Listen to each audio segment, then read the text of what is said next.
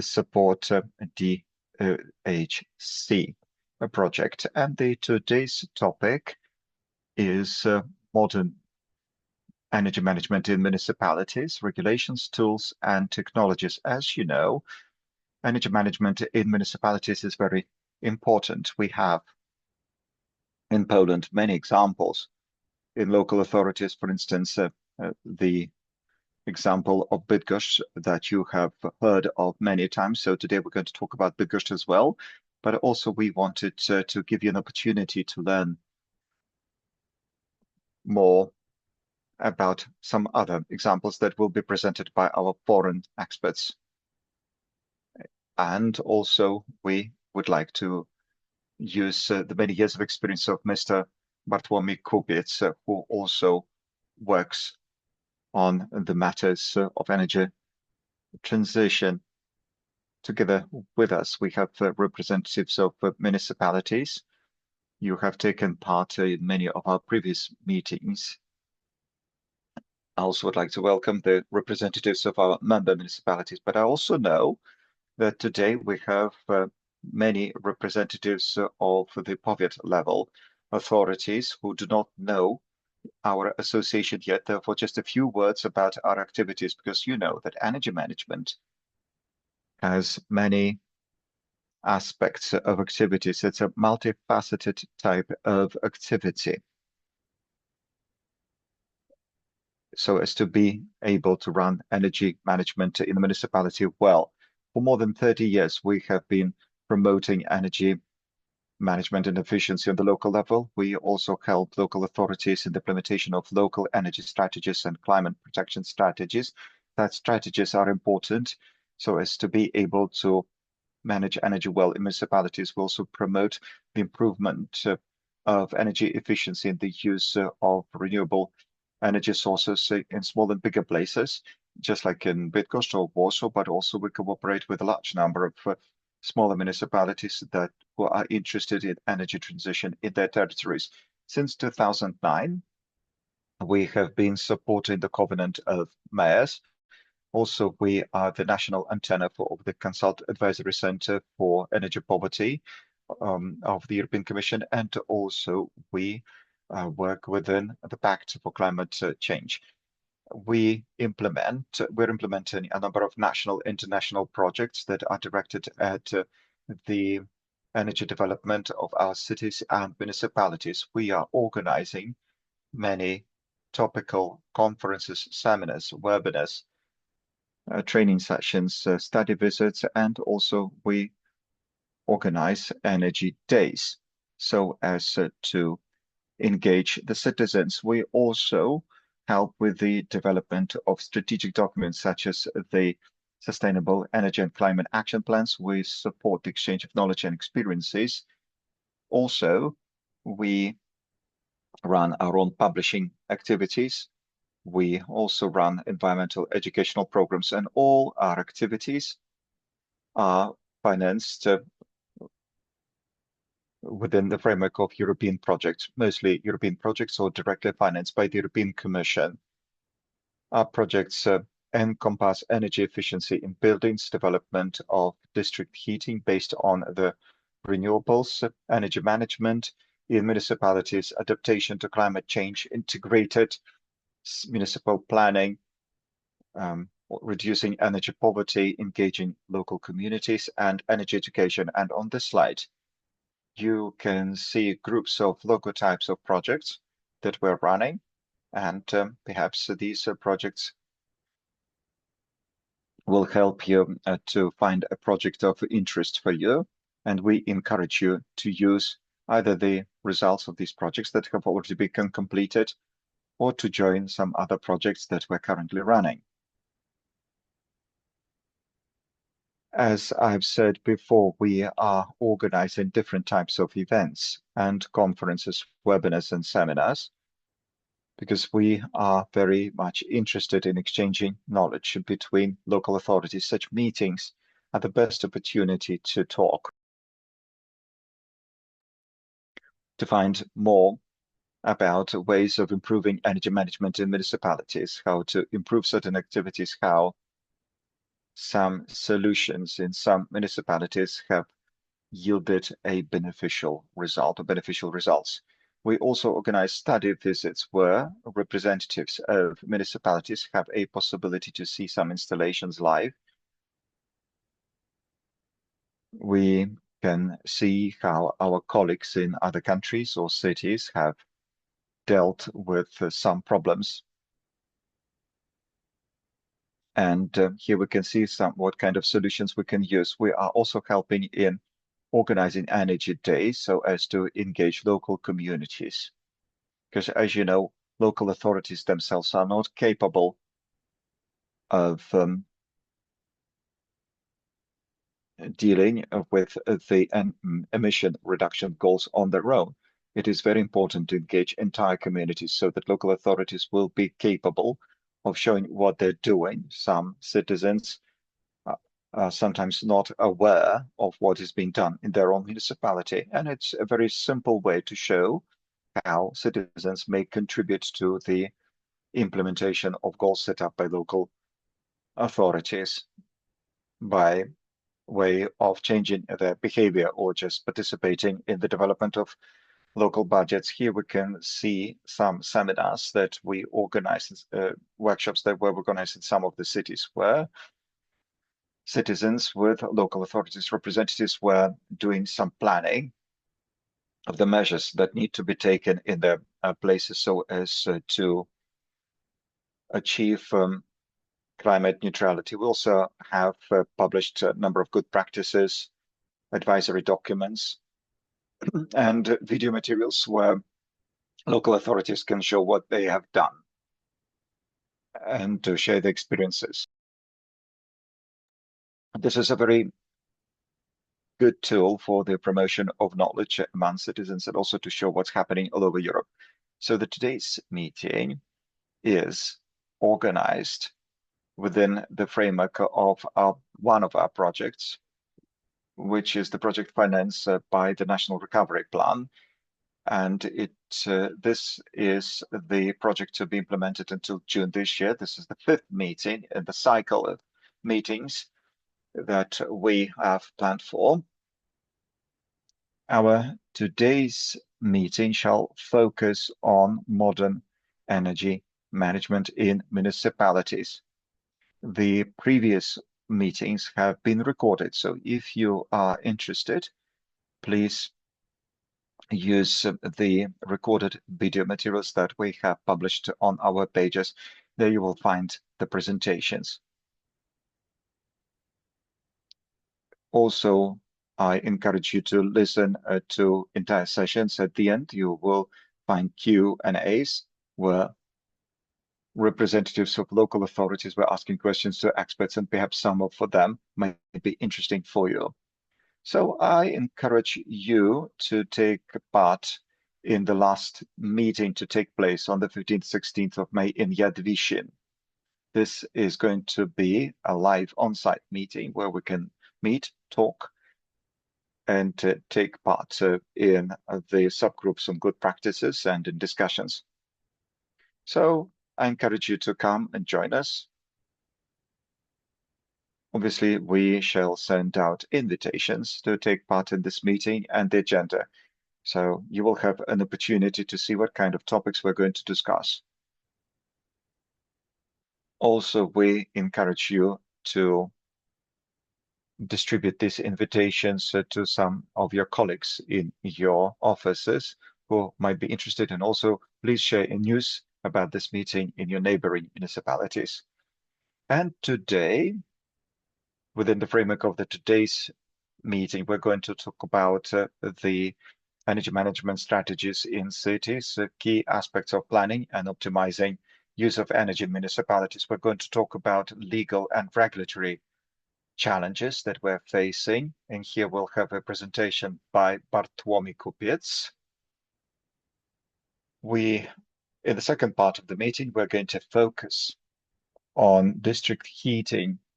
And here our German experts will share with us information about transformation of local energy systems. So that's it from me. please get in touch with our association. And if some of these topics that we are of interest for you, and if you'd like to learn more about the projects that we're running, please use the Do It project webpage. The Do It project webpage is devoted to energy management in municipalities. They will find some guidance in the Polish language and also in the English language, which is based on the example of Bydgoszcz. And there we describe good practices from all over Europe.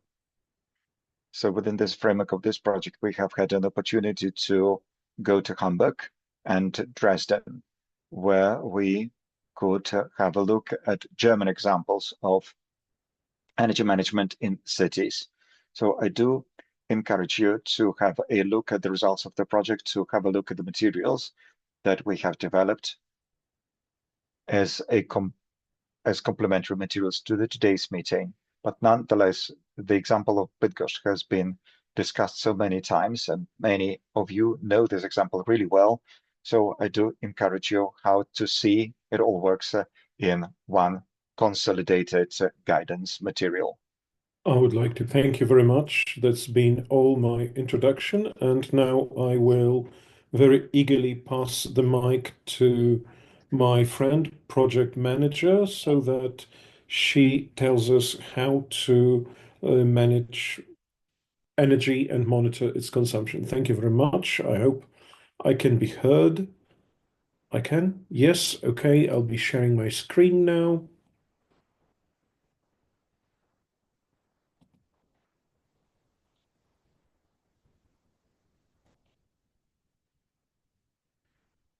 Can you see my presentation? Great. So welcome once again, most cordially. My presentation will be an introduction to what we're going to discuss today, and it will show a variety of aspects of how to comprehensively manage and monitor energy consumption. Complex management is a key element of our development as it reduces energy consumption and improves quality of life of our people. Energy management covers various aspects, among which we increase monitoring of energy consumption. It lets us identify where and how energy is used throughout the organization, possibly a municipality. Also analyzing the data that allows to increase energy efficiency in a community and find solutions that will streamline its operation and use, and particularly implementation of technology that makes it possible to use properly the available devices, technologies that will not only help you minimize energy losses, but also more efficiently use the whole system. Energy management makes it possible to use the available resources, introduction of renewable energy sources, use of waste heat, and it leads you to sustainable energy system that we all very badly need. What aspects of energy management are there? The starting point, of course, is the municipality's strategy and other strategic documents, which contain elements that make it possible to implement properly and make use of the resources available. Such strategies analyze the status quo of energy in a municipality and the place where we operate so as to adjust our needs to the potential that we have. We must also account for the political and legal context, the local and national documents that provide this context. The legal context will be discussed in other presentations, so this is not a subject I'm going to tackle, but may I draw your attention to the starting point, the strategy that lies there, lets us then presents solutions that account both for managing electric energy, heat energy, introduction of smart solutions and technologies, and also introduction of renewable energy sources in a community that streamline effective energy management.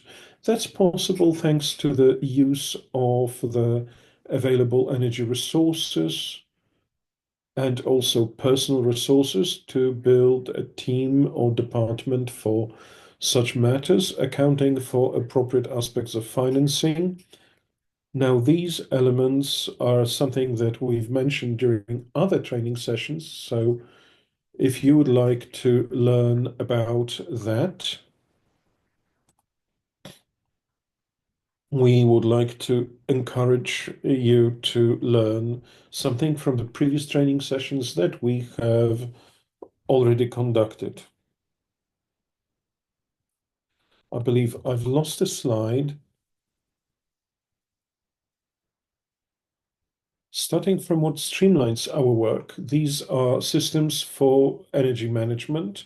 What are EMSs or energy management systems? They are an important steps towards more sustainable cities. Using it in a municipality requires commitment from local authorities, energy companies, and residents. The benefits of these systems are considerable, for which reason it's worth investing your time and resources into implementing such systems. Why do we need those energy management systems?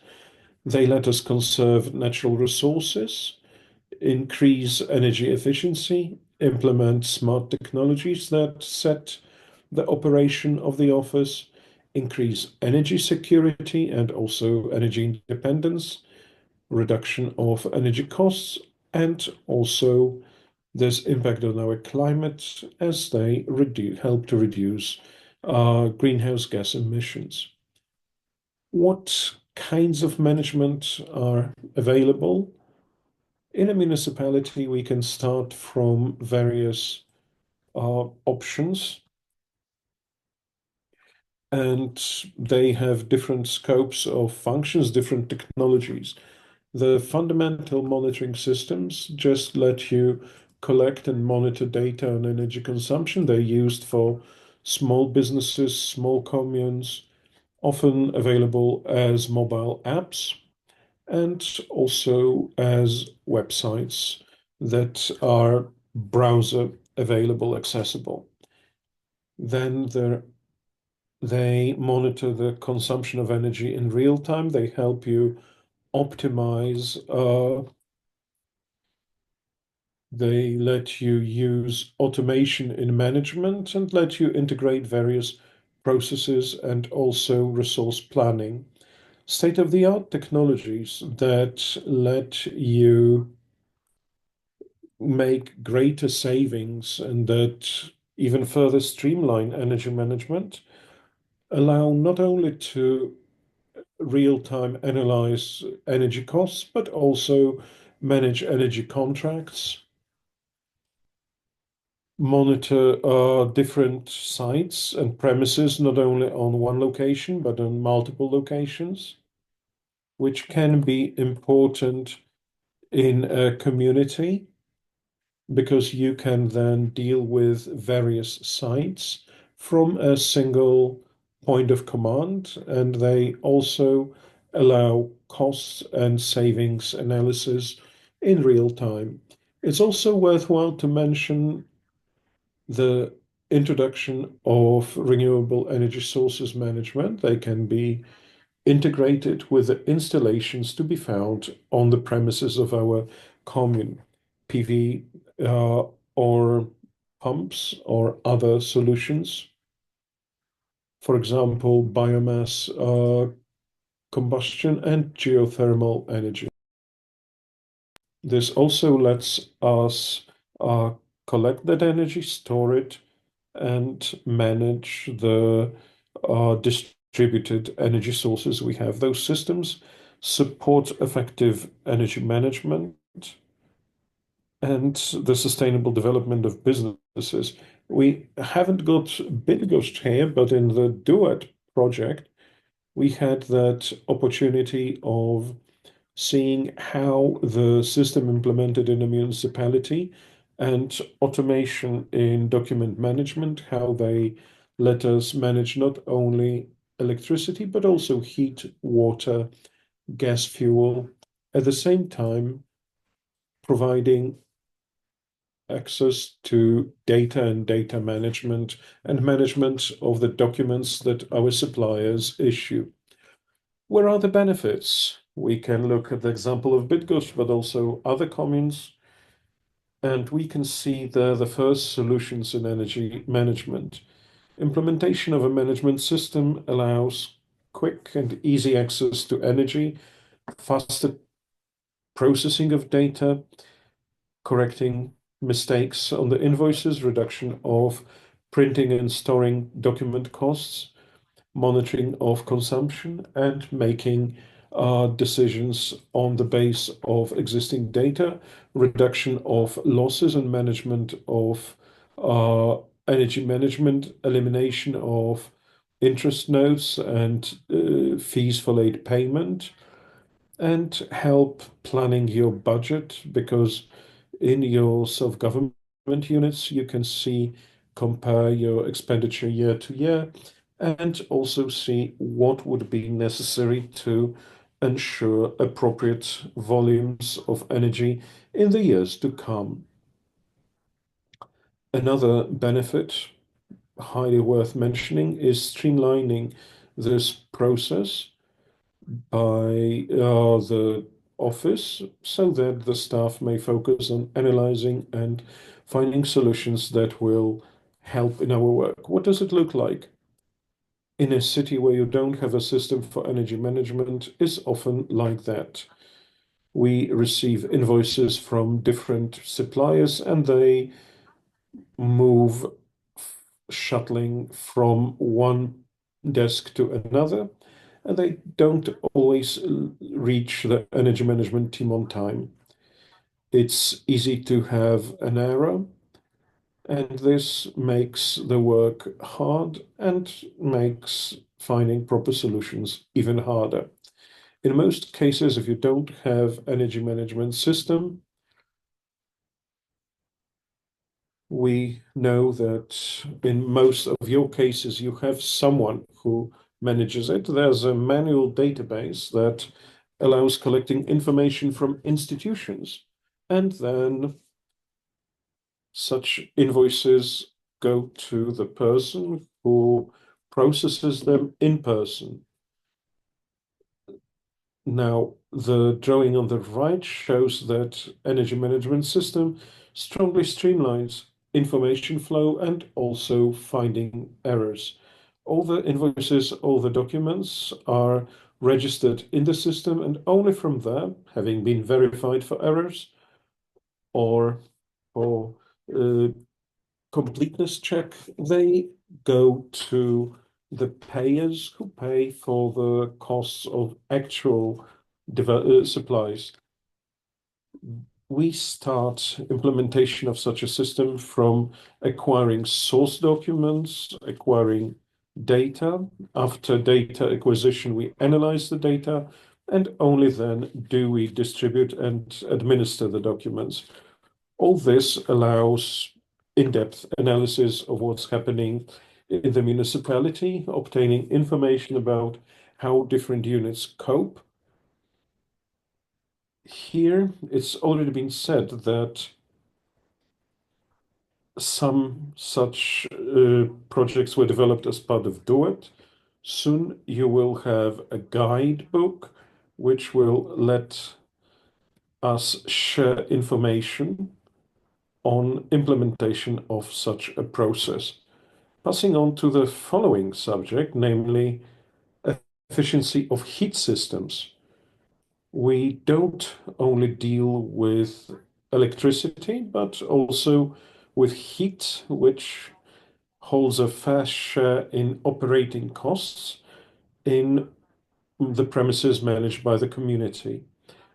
So it's really worthwhile to pay attention to several key elements. These include long-term strategy that accounts for regulations and timetable for modernization, increasing the availability of financing by support mechanisms, easing the procedures for grants, and support of the process, technological support through training programs, and integration of new technologies. Also, coordination of activities between units, more efficient cooperation between authorities, private sector, and government, streamlines the operation of the community and efficiency of heating systems, while simplified administration procedures help in introduction of solutions. All these are part of our project. We support operators of heat grids in 3 selected cities. We will have Daniel on that in detail in his presentation. Well, modern energy management in municipalities means using heat energy in an innovative way, and it also includes using this waste heat energy for building, heating, cogeneration, industry heating, and there may be different sources, for instance, fossil fuels, but they're high emission fuels, but also we may use renewables such as biomass, geothermal energy, or solar energy, and also heat waste from the CHP, for instance. So this is a very good example of effective use of the already existing sources. And now moving on to good practices, we may speak of the Swedish example, and we may say that the use of waste heat from industry already accounts for 10% of the heat used in district heating networks, and the recovery of energy from all types of waste in Sweden has reached such a high level that only 1% now goes to landfill. Energy is largely produced by incineration, but also comes from biogas installations.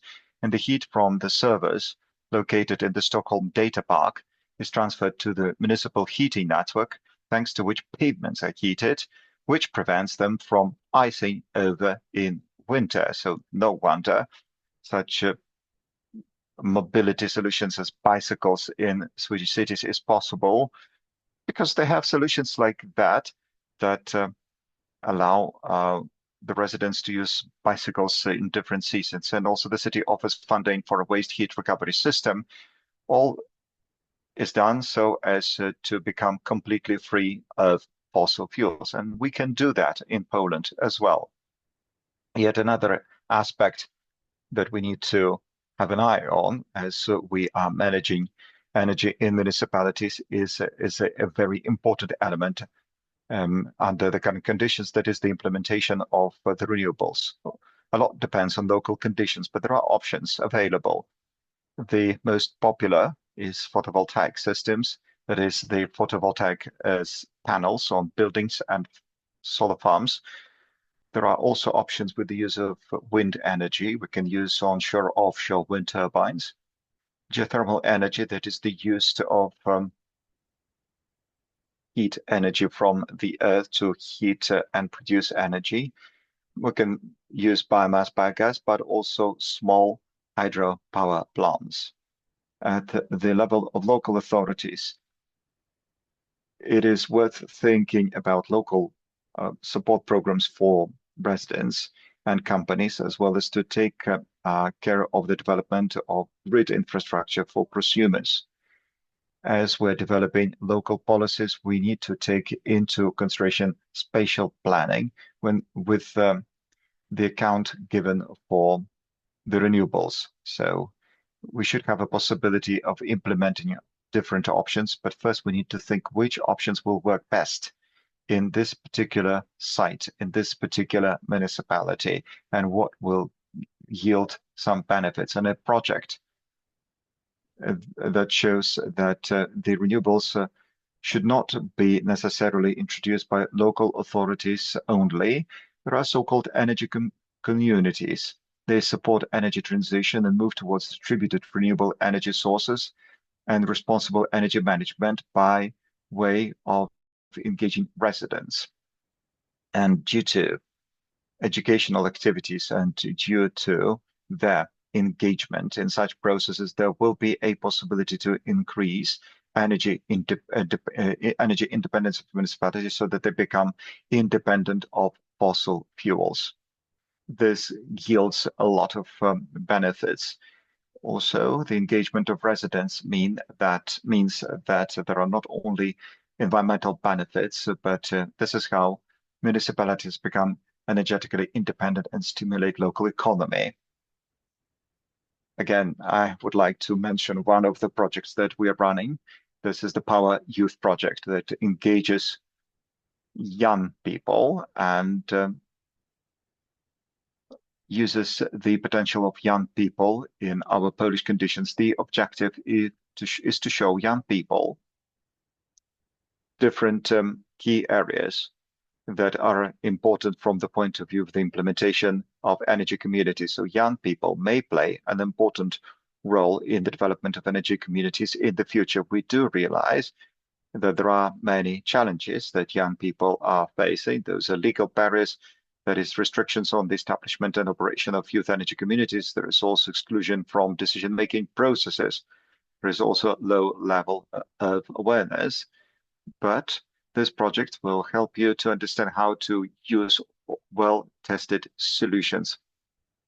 For instance, there is a good example in Niepołomice, in the municipality of Niepołomice, and you thus can spread such good practices in other municipalities, and promoting such solutions becomes so much easier. And the last thing I would like to talk about is something that is not popular in Poland yet, but rather well known abroad. That is the implementation of the ISO 50001 standards. This ISO is a voluntary international standards that helps facilities and municipalities to assess and prioritize the implementation of energy efficient technologies, improving energy efficiency and managing energy consumption. This standard facilitates communication and promotes best practices in energy management in municipalities. It helps to use the best practices, also supports energy efficiency throughout the supply chain, from producer to user. Certification according to this norm ensures that a given facility or institution has a well-functioning energy management system that reduces energy consumption. Also, it helps to reduce impact on the environment while increasing cost effectiveness. The certification cycle lasts 3 years, and a certificate is issued for a period of 3 years. Now, what are the benefits of such a certificate? Those are long-term savings and lower emissions. This is improved energy efficiency in municipalities, also raising management standards, raising awareness on environmental matters in the local authorities, better understanding of functioning of municipal energy systems, but also it gives a status of an innovative municipality in terms of energy management. So to sum up, energy transformation of municipalities is a key step towards climate neutrality and sustainable development. In fact, most of our activities that aim at energy efficiency start with energy management and the effective use of resources.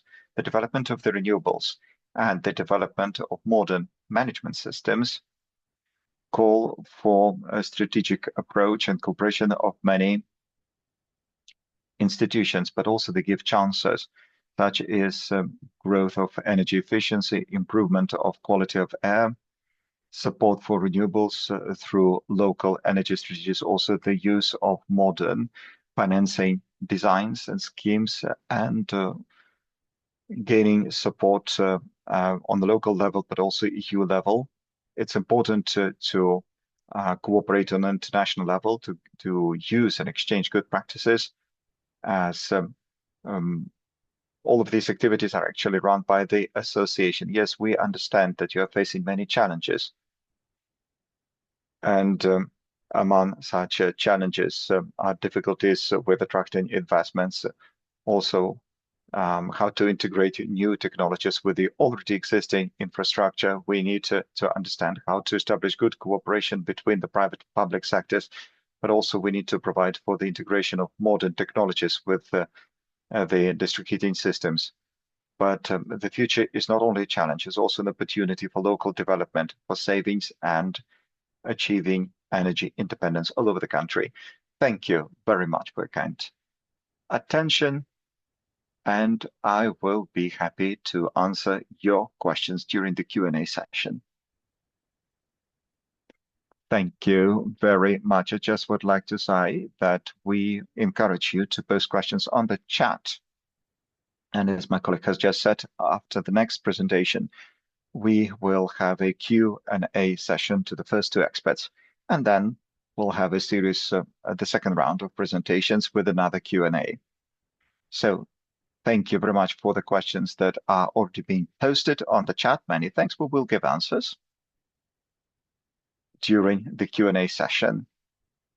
But for those of you who are interested in the activities of Bydgoszcz, do join us during our meeting in Jadwiszyn, where you will have an opportunity to talk to Director Boydus from Bydgoszcz, who is responsible for energy management in the city. He will have an opportunity to tell more about what they do, how their system functions, and what the benefits are. Now, without any further ado, over to Mr. Bartłomiej Kupiec, who is going to make now his presentation, and then during the Q&A, we will also speak with Ivana Krokoto. Hello, everyone. Thank you very much for the invitation to take part in this meeting. I'm happy to talk about regulatory changes in energy transition. Oh, now you can see me, and let me just share my presentation with you. Slideshow. Since the very beginning, here we go. So, ladies and gentlemen, today we are going to talk about legal challenges and regulatory challenges in energy transformation. I'm a lawyer, I'm analyst on public policies. Today, I speak as a representative of the European Young Energy Consumer Association, and we are helping young people in the activities in energy transformation. Now, let's move on to our main topic. As you know, energy transformation in the EU is defined by the energy and policy of the European Union. The legal environment is changing significantly. The newest clean industry and equitable energy transfer for all Europeans are good examples of such changes. So there will be more changes both in the EU law, but also in the national law due to the geopolitical uncertainties, also due to certain changes in energy transformation. So industry must be competitive. But this we are going to talk about at the end of my presentation once we speak about the future. But now let's talk about the current challenges, the EU energy policy. Well, definitely you do remember the package of legislative projects Fit for 55, which was part of the EU Green Deal, and it included all of those EU instructions, and the main topic was decarbonization of the energy system. The current Commission focuses on decarbonization, but also focuses on saving the European industry. At that time, we had aims focused on reducing GHG emissions. Also, they were thinking about reinforcing the emissions trading scheme, the introduction of new emission targets for sectors not covered by the ETS. Also, they adjusted EU policies in the fields of climate, energy, land use, transport, taxation to reduce greenhouse gas emissions. They also started introducing new energy efficiency standards for zero emission buildings. so as to make the environment more friendly for energy efficiency. All these directives have been transposed to the EU member states, and of course now we have to transpose it into our national legislation. And there we go. Today's hosts of the meeting have asked me to focus on the heating market and energy market. So let's talk about challenges for the district heating market in the context of EU policy. So as we know, it is important to introduce the renewables, share of renewables in this sector. Geothermal energy is undergoing a renaissance in the EU policy that was due to the fact that the previous presidency of the EU Council was hosted by Hungary, and Hungary has high level of geothermal energy potential. Also, the International Energy Agency published a report in November in which they say that geothermal energy is the potential for energy transition. This year, the European Union will present the long-term strategy for development of geothermal sources in EU member states. And now let's look at the barriers. There are plenty of heat systems that depend on fossil fuels.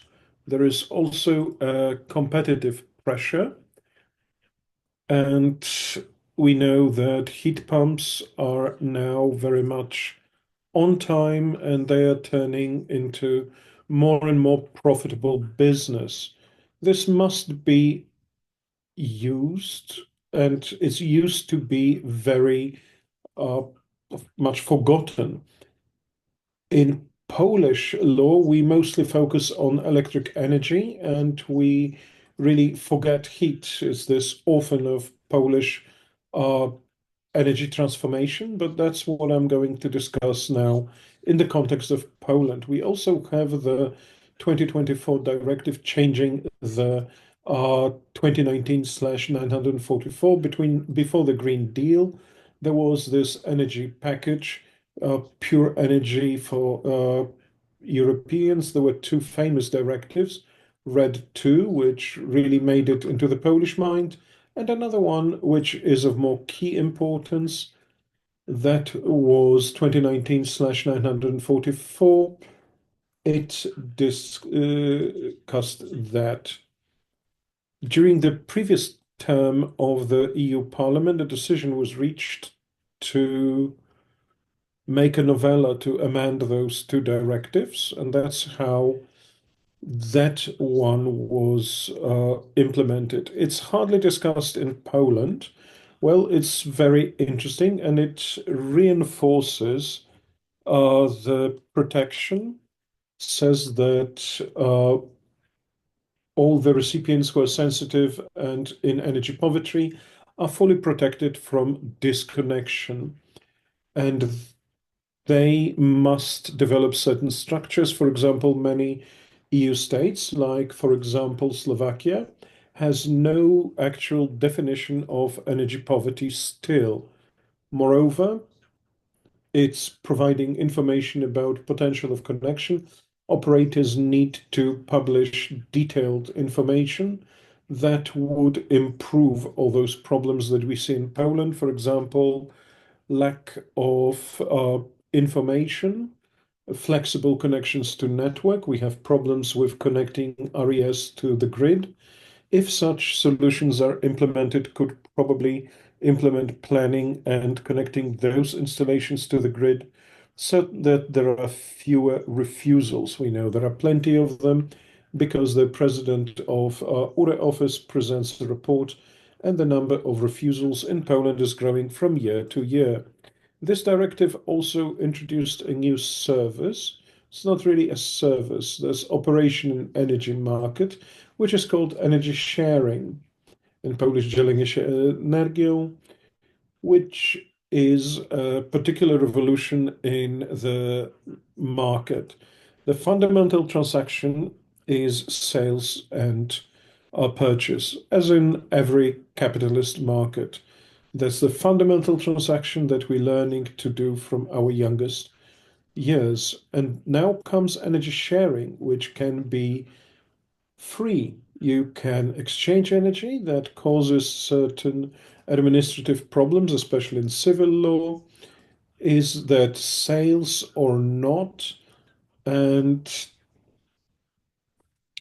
I'm writing more about it in an article that was published in December last year, Energy Sharing. It's also about energy justice. It's in open access, so you can find it. I'll share the link to the hosts, but you can also Google that. I write more about it, but it's just been here to tell you that these are the increasing changes in this market. Let's now move to Poland. Heat production in Poland, the systemic production or industrial production, is not the brightest of the stories here. First, there is problem with finding that criterion. You won't be able to receive support if you don't meet certain points here. So that's the first challenge. Modernization outlay increase in 2023, but it's still too little. We can see that coal is down from 66 down to 61%, but the use of gas grew and the use of renewable sources have grown. But experts believe that this is still too small an increase because the EU policy is thundering forward and the goals are ever higher and higher. That has its translation into heat prices. They grew compared to 2022, but the consumers don't see it because there have been various price blockages, price freezes in the heat market and electricity market that have already become famous. I believe are not the best way of progressing because that's a problem that's going to grow. Let's encourage energy efficiency and other reforms in the energy market, for example, creating energy societies that through joint action can increase efficiency in both these markets. And I encourage you to learn the report for 2023. It's Heat Energy Report. It was published in February, and it is really very much up to date. We see here the electric energy market. The problem are connection agreements, connection contracts. We have old networks, and this makes the operators who now refuse for technical reasons, but truly economic, to connect renewable sources. Polish policy in heating, we have PEP 2040 to be updated this year, and we have the other document, which its draft was presented in October. Now we're waiting for its final version, and it will be sent to the European Commission. And both these documents, CAPEIC and PEP, these are different strategic documents.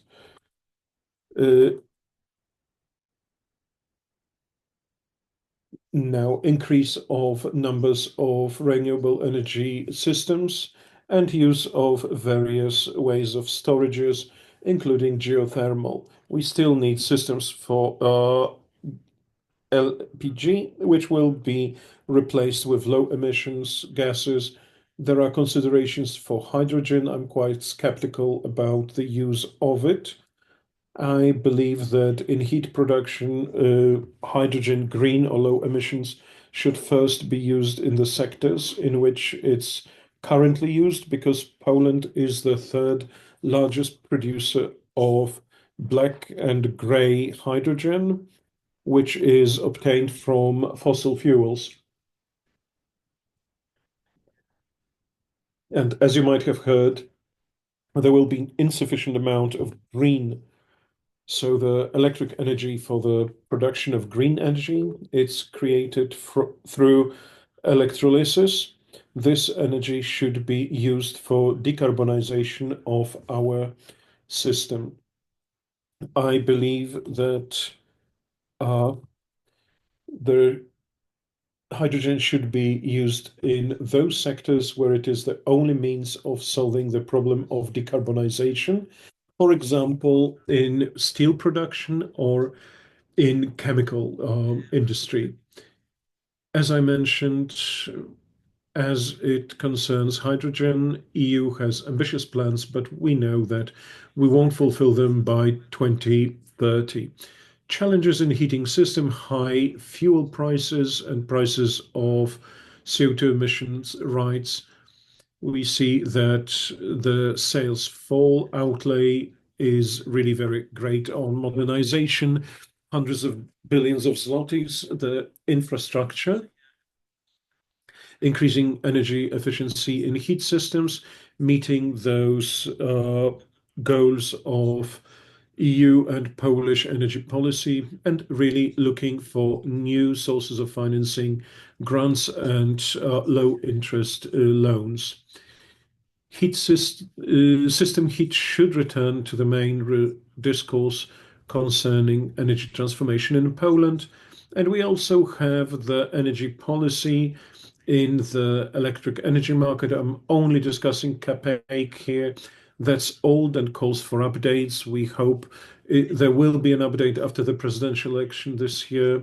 First, speeding up, focusing on RES, but also nuclear energy. We know since yesterday that these investments are going to develop and they will change the market of electric energy. But let's focus on renewable energy sources.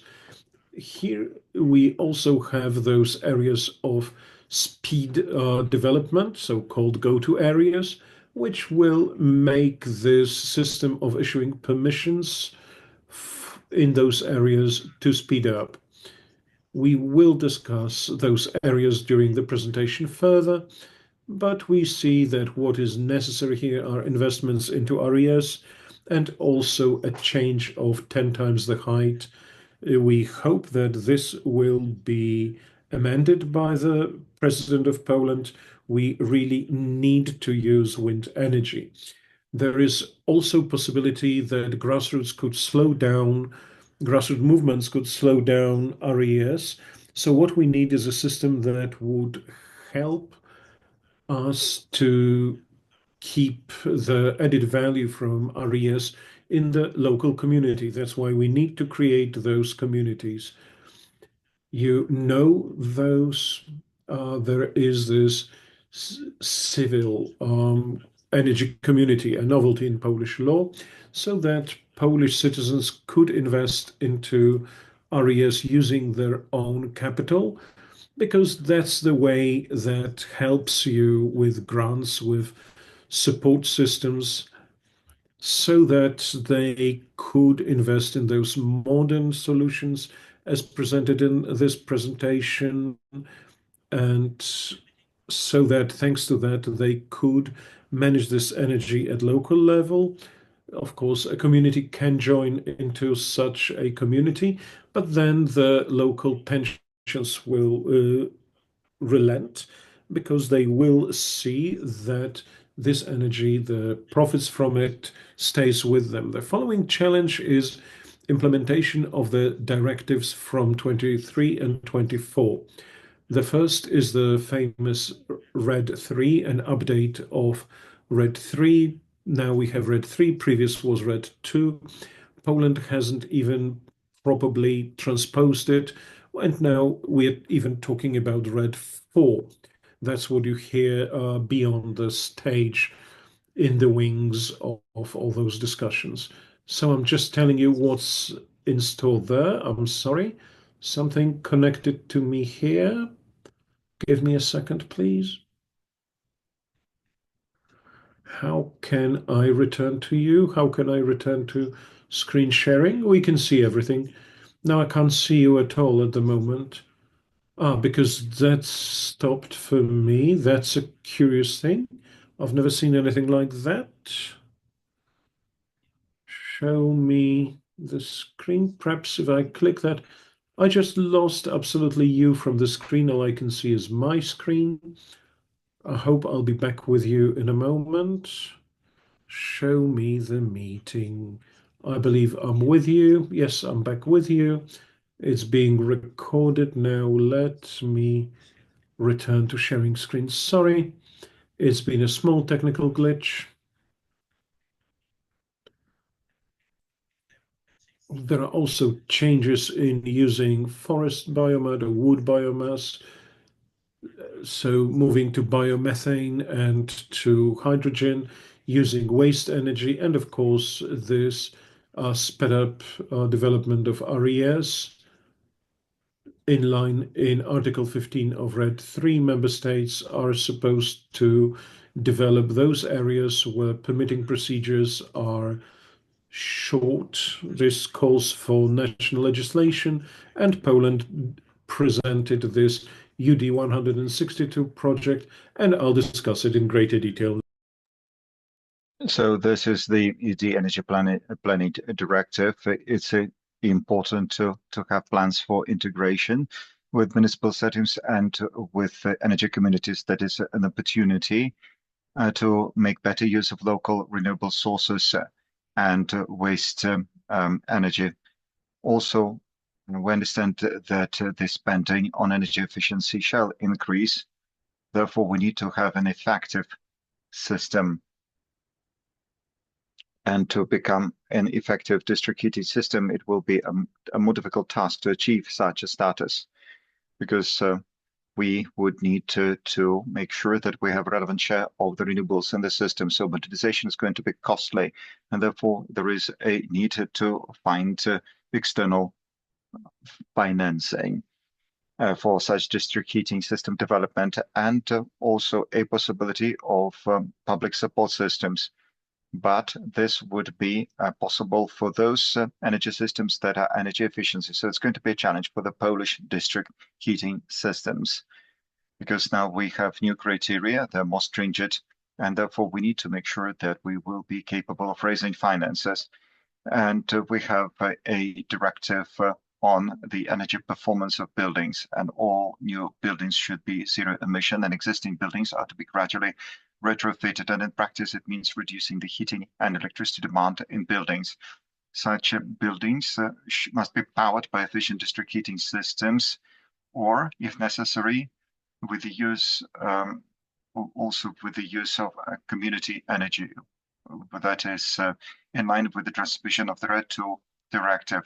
Current provisions on energy communities in Poland do not transpose this directive, in fact, so we're going to have a problem there, because our energy communities, in the light of energy law, are not energy communities in the light of the EU law, but energy communities in the light of the Polish law. Now, let's talk about the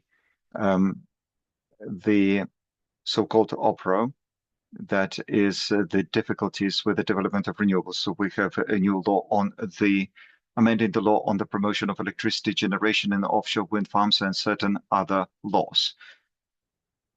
So this is the law on spatial planning and renewables. So let's talk about this so-called OPRO. Well, OPRO means two things. There is a map of potential renewables and the development of the potential development. Such maps are there to provide for the delineating areas for the development of renewables, and the Minister for Environment is going to publish such maps in the Bulletin of Public Information. So these maps are going to be generally available, and they will include offshore wind energy, solar energy, geothermal energy, hydropower, energy from biogas, and such maps are to be updated on a regular basis as part of the Integrated National Energy and Climate Plan. So such maps, those are digital maps that show sea area or inland area, but also they will show the subterranean underground potential for the use of renewables or for providing for energy storage. And also it shows other equipment that is important for the proper functioning of the renewables. Now, areas of accelerated renewables development. The area of accelerated renewable development, and there is a new definition of that. Those are land areas or a sea area or inland water area that provides for facilitated implementation of the renewable installation. And the new provisions provide for a possibility to outline such areas in line with the map that I spoke about, and also in line with the local spatial development plans. So local authorities have been shouldered with this mandate to develop such development plans, and they need to specify the type of renewable energy to be used, the preferred installation location, for instance, industrial sites, measures to mitigate the environmental impact on the investment, and regional parliaments will be able to adopt resolutions to proceed with the drawing up such plans, and the whole process shall involve extensive public consultations. And that is the procedure. Well, this procedure is just being drafted in this draft of the UD 162 project. So this is not the procedure still in place. That's the first draft of the procedure. It has not been subjected to public consultations yet, and it has not been published yet.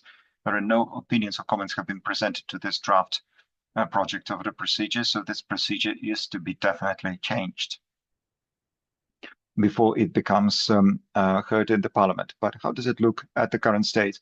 So the head of the regional government, once the regional parliament passes a resolution on the development of the plan, will make an announcement for the commencement of activities, will make a list of institutions to be engaged, and also the final resolution is to be published by the local parliament. Then such a plan has to be passed on to the voivode, that is the representative of the prime minister, who shall verify whether this plan is in line with the national legislation. Now, it has also to be in line with a local spatial development plan, and therefore such plans have to be financed. They will be financed from the regional budgets or by investors.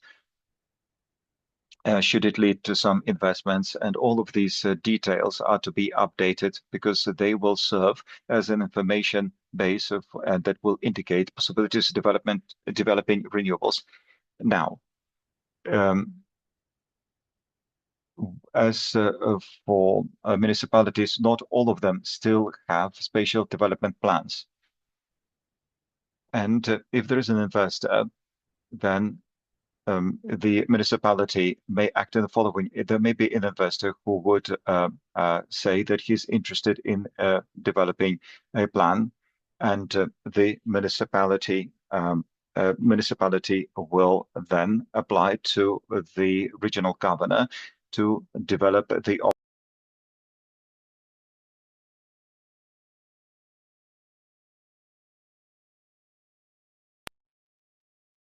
and then there will be around data collection and development around, because there are problems with the data. Now, what are the challenges? We know that in many municipalities, such plans are to be developed for the first time ever, because in fact, the OPRO plans are not yet part of the Polish legislative environment. But we see that municipalities will have problems with that.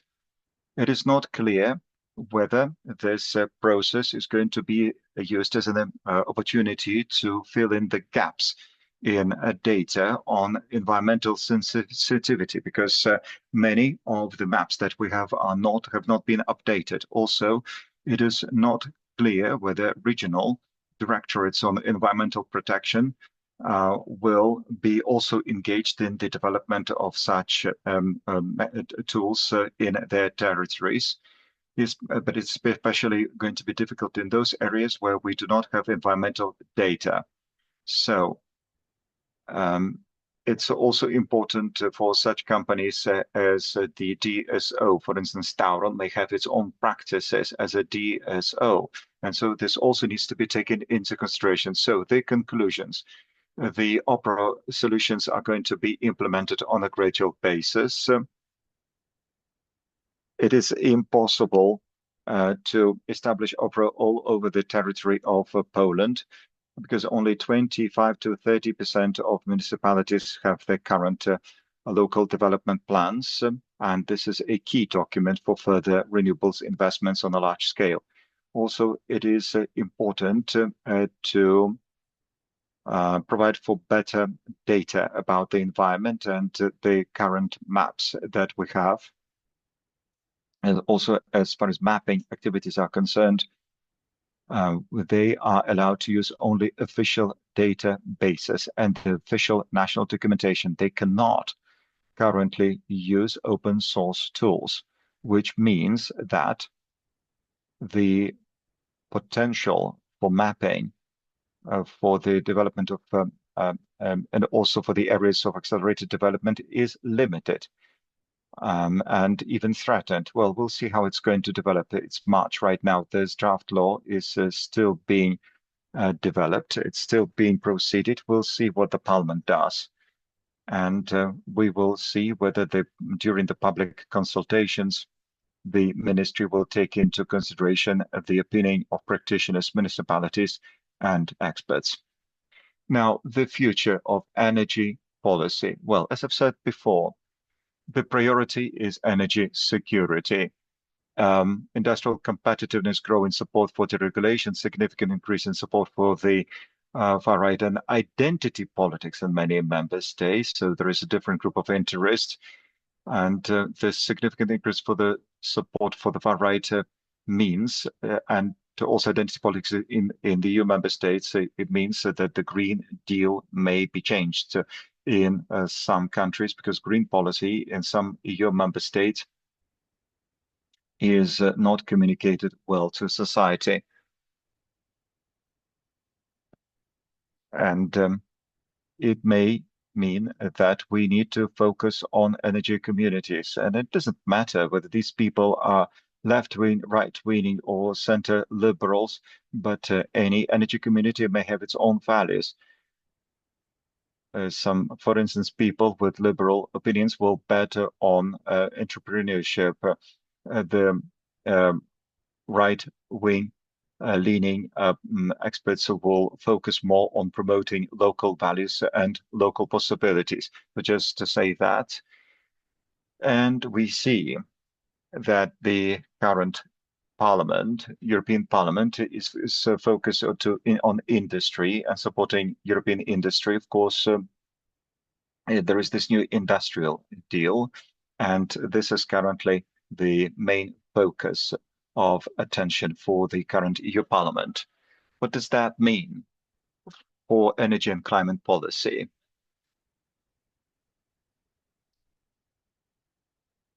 They are going to introduce some amendments and corrections. For instance, some corrections in the decisions on the sales of internal combustion engine cars in Europe, because that has led to a major resistance. And also, there are problems with the development of infrastructure for e-vehicles and for hydrogen-powered cars. Geopolitics is changing. We see what is happening with the NATO alliance. We see what is happening to the east from the EU, and the European Union is currently perceived as a lonely island that has to save its own competitiveness and to provide for competitiveness of industry. If the industry collapses or moves out to Asia, many people, thousands of people, will lose jobs, and this will precipitate with the increased anti-European sentiment. Extreme far right, extreme far left forces may be strengthened, and it may create a non-stable image of the future. It is impossible to fully revoke such regulations, but still there may be some delays with implementation. There may be some other solutions may be introduced at a later. France and Germany those are the two countries that have been the driving engine for such regulatory policies are becoming weaker. Is Poland ready to become a leader in the EU? Well, that's a tough question to ask, if we would be capable of that, politically speaking, if we're mature to do that at this stage. But it's an interesting topic, but it's not the topic for this particular presentation. And to sum up, I would like to present it as a chessboard. So currently in the EU, we are the chess under time, the so-called tight knot in the energy transition, where situation where the clock is ticking down in seconds and failure to make any move risks losing. So as Poland, to improve the status quo, we keep showing that we're doing things, that our district heating is to be decarbonized and modernized, but we're not doing that seriously. And decisions are not taken in line with EU policy, then it means that our costs are going to increase, and that means higher costs for end users. Just like in the electricity market, the illusion of business as usual. We just have only illusory sense of safety, and perhaps we should act even under pressure than just doing nothing, because energy transformation is going to proceed. It's best for Poland to be active in these discussions on energy transformation. Especially, we need to use the current presidency of Poland in the Council to do that, so that this energy transformation is run not only in line with the interests of Western European states, but also Central European states. And we are becoming a very attractive markets here in Central Europe. Therefore, local innovative countries are becoming attractive, and therefore we need to take some tough decisions. But those are the decisions that will mean that it will be better in the future, and that Polish industry and Polish power sector and electricity sector and heat energy is not going to be entrapped. Thank you very much for your kind attention. I'm sorry for those technical glitches, and I encourage you to contact me over LinkedIn. Thank you. Technical glitches are a regular part of meetings. We're used to it. Things always may break. Thank you for sharing that knowledge. Thank you for such an extensive presentation and sharing the information on the main regulations. Now it's a time for questions and answers session. I see some questions present already in the chat, both to Bartłomiej and to Justyna. And may I ask Iwona Korhoda, the head of project, to run this Q&A session. Good morning. It's such a pleasure to invite you. I hope some people may want to join this session. We've got a bit more than 10 minutes. So let's start with question one, or rather request. Examples of such systems of management that are based on the use of actual data. Invoices not... Well, we know that the robot in Bydgoszcz manages invoices, and simple sample such systems, I believe Justyna will have more to say. Absolutely. Thank you for the question, and thank you for interest in this subject. Well, in later training sessions, we will definitely return to the subject and even expand on it. Now, speaking of the examples, one of such examples is Warsaw. Already in 2 districts, it has implemented the system for monitoring heat and electric energy, which provides savings. Another interesting example is Cieszyn, which in 10 public buildings has introduced this energy efficiency system. Thanks to monitoring in real time, it improves the heat comfort of the residents and reduces emissions. Cieszyn project has its name. If you enter the Polish name into the browser, you'll find it. It's findable definitely online. and we believe that it's a very interesting solution for us. Now, such meters that make it possible to monitor the energy consumption were also used in three communities, Raciechowice, Brzesko, and Sieraków, and we completed it as part of Together project. All the three had still have access to a tool that allows real-time monitoring of heat consumption. I believe that's all that I've had to say. We will definitely return to the subject in other training sessions if you find it interesting. And do browse through the publications that we created as part of Do It. We'll be informing about them. They will be available to you also in their paper versions. Thank you very much. I don't know whether it's a complete answer to Mr. Wodziński, as he's the author of the following one, and that one's to Bartłomiej. I'll read it out for our translators. He's asking for explanation of the physical construction of local distributed installations and networks for handling the local demand, as the problem of connecting to KSE network concerns private investors who want to join into a national system and running business. From the point of view of local authorities, it's important to provide for the local energy needs.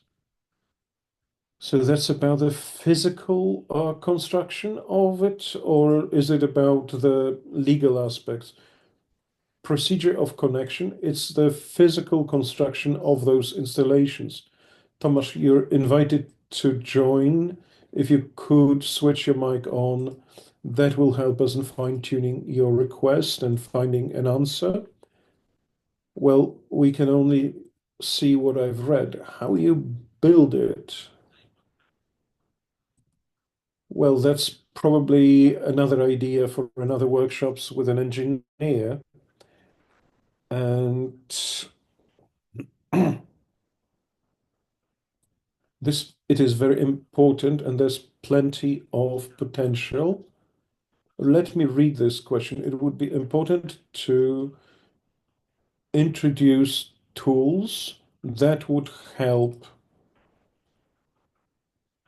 The energy cooperative now uses this system, and it uses this network, and it doesn't pay certain fees like generation and RES, but the larger, the better it pays. The problem with those communities is that there is the initial investment cost. How to avoid it?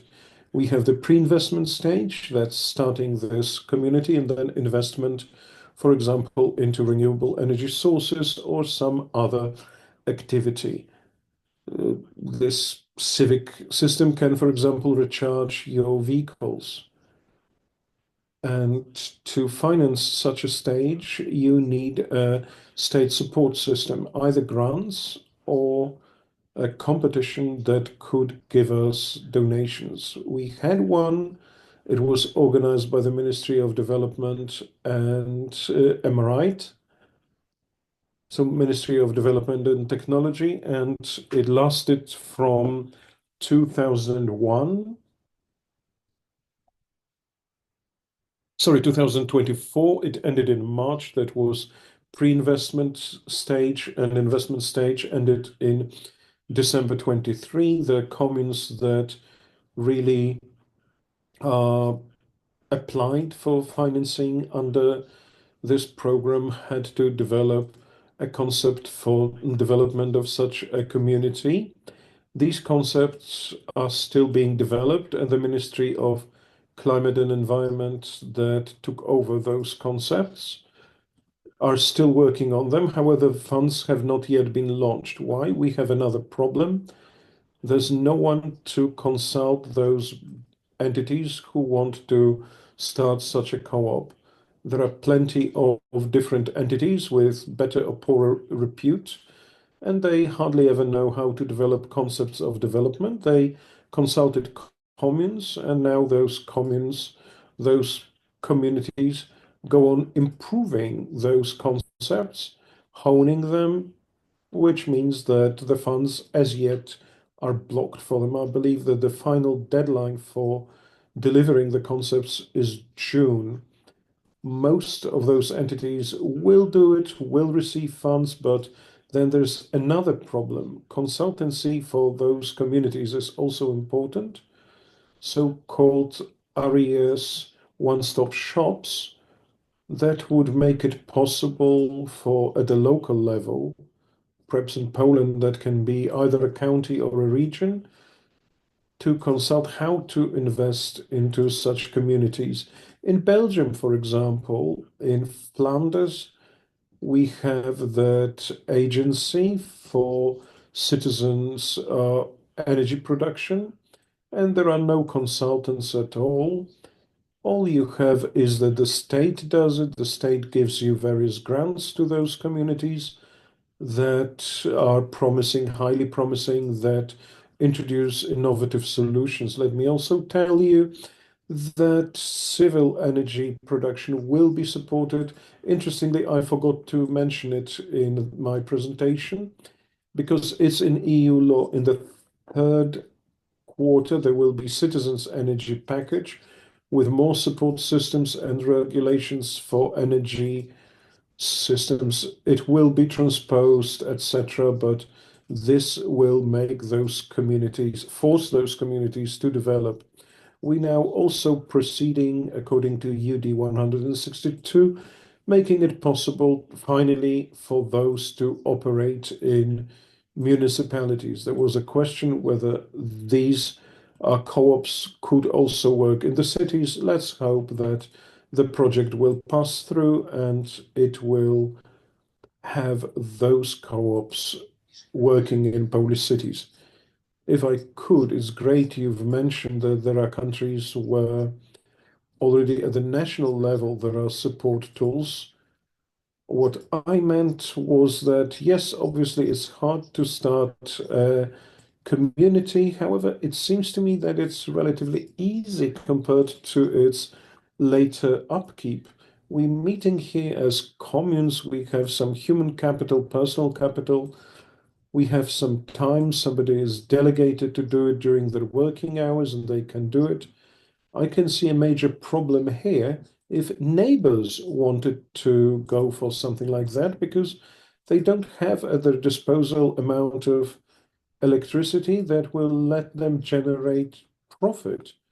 And revenues aside, even for operations, for accounting, for testing, there are no funds for that. It could be cool if there was an agency perhaps that would bill those energy communities, as that would reduce operating costs, and then there could be more of those neighborly. Well, for neighborly development, it's very important what you mentioned. Due to this consumption, that's the energy sharing.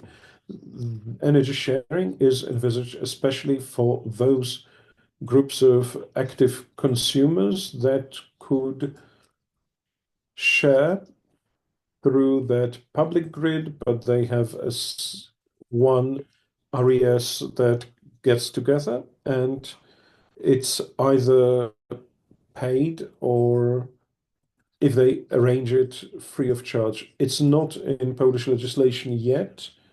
WD 84, this following novella of the energy law that hasn't yet been really presented for public consultation. It does not mention energy sharing, I believe. Its draft can only be presented next year because we still don't have CIRA, that's this central system for exchanging information in energy market.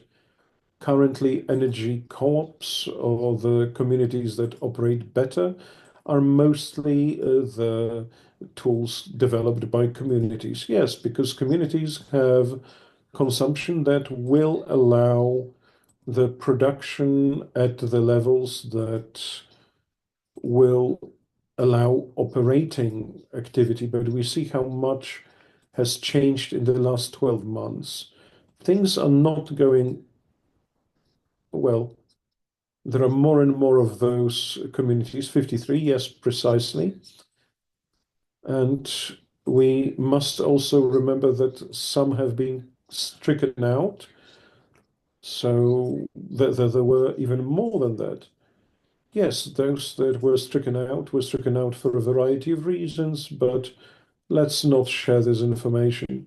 Well, the market really verifies what you're doing. Some started co-ops to have a system of support, which, as I presented to you, is highly favorable. But then you have this day-to-day operating activity. Every 3 years, a co-op needs to be vetted. That's not often mentioned. Many of those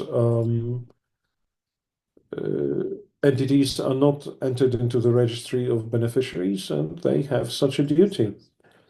I believe that's a subject for another discussion. I'd like to thank you for that contribution too. Thank you. And I'd like to thank you for this dialogue. Let's give an opportunity to Tomasz to fine-tune his question.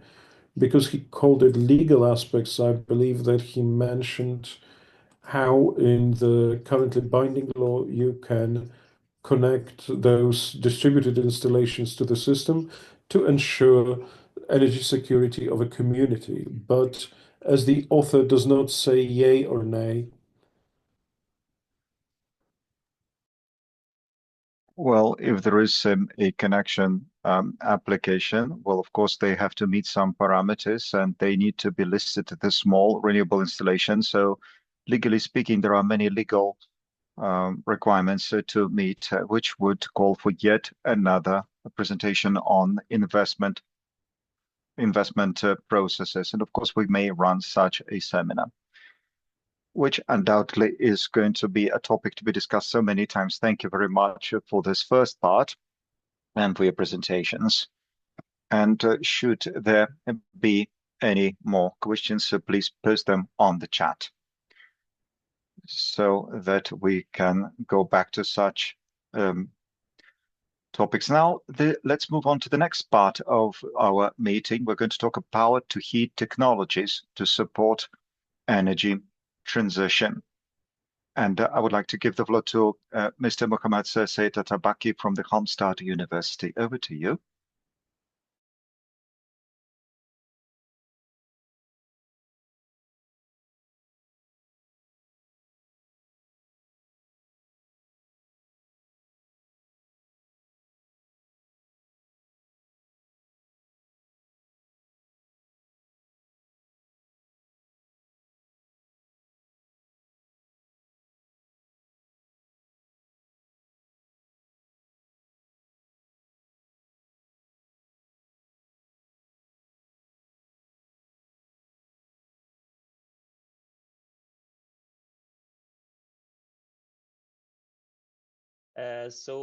My presentation title is Power-to-Heat Technologies supporting the energy transition. The presentation includes, first we're going to go to a brief introduction that introduces the main study that this presentation is based on. Then we will go through power-to-heat technologies, a very brief definition and categorization. Then we will go through the main aim of this presentation, which is applications of power-to-heat technologies in district heating. And linear renewable supply will be described, different possibilities and real cases, mostly in Europe. And in the end, we will take a look at heat recycling for district heating systems. So this presentation is based on a recently completed Swedish study entitled 17 New Possibilities for District Heating. And this study has been conducted at Halmstad University, Sweden, and it's mainly go through different new possibilities for district heating supply and implementation. So it includes different chapters. Here we are going to focus on chapters 7, 8, and 9 that is dedicated to different possibilities for heat supply. So before getting started, we have to know what power-to-heat technologies are. As the name implies, power-to-heat technologies are converting electricity to heat. But converting high-grade electricity to low-grade heat is not always reasonable. So you have to have some conditions under which these applications can be useful. And so power-to-heat technologies can be mainly categorized into heat pumps and electric boilers. Electric boilers directly convert electricity to heat, and there is no need to heat sources, but heat pumps actually need heat sources. These heat pumps themselves can be categorized into absorption and compression heat pumps. Absorption heat pumps are driven by thermal energy. So basically absorption heat pumps are not kind of power-to-heat technologies. But the compression heat pumps is dependent on the electricity and the heat sources. And the higher the heat source and the higher temperature of the heat source and the lower temperature of heat sink, the higher efficiency of compression heat pumps. But overall, power-to-heat technologies can be applied at district heating context as well as individual buildings. But in this presentation, we're going to focus on district heating applications of power-to-heat technologies, and mainly actually heat pumps, compression heat pumps, and electric boilers. So the rest of presentation actually is about different possibilities for district heating supply based on power-to-heat technologies. So we will first go through a linear renewable supply, which means no heat recycling is considered and the heat is originally generated. Linear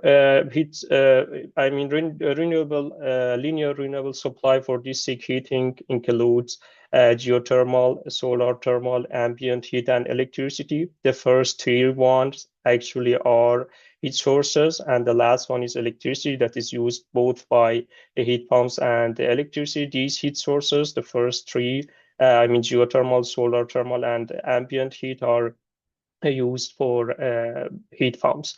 And there are even more categories. Geothermal can be categorized into aquifers, crystalline bedrocks, closed mines, and shallow grounds. And ambient heat can be divided into sea and lake water, heat source and air. So we will go through every of these possibilities to supply district heating that uses power-to-heat technologies. Okay, the first one is geothermal aquifers, and basically aquifers are permeable layers of fluid-bearing bedrocks.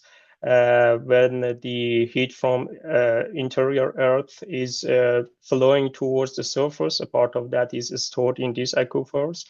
And so that you can harness this heat, and the temperature can be reached as high as 80 Celsius degrees, but still it is in most of the time lower than the district heating supply temperature. So you have to use heat pumps to increase the temperature so that the heat is usable in district heating systems. So harnessing heat from aquifers have been implemented in some cases. One is a planned project in France, and the other example is a proposed project in Germany.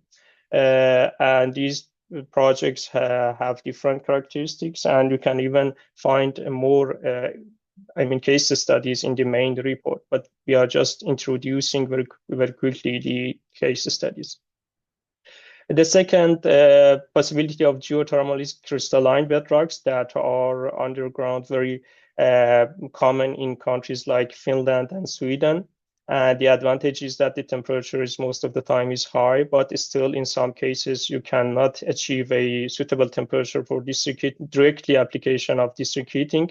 So you have to use heat pumps. The example is an implemented project in Finland that the temperature is as like 30 degrees. So heat pumps are installed to increase the temperature and to feed the heat to the district heating supply.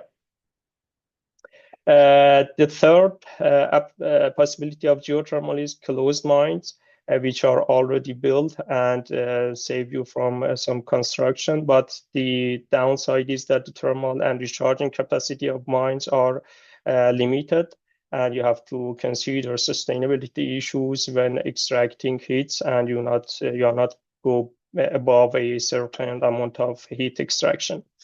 A real example of harnessing excess heat from closed mines you can find in United Kingdom, a project implemented in 2017.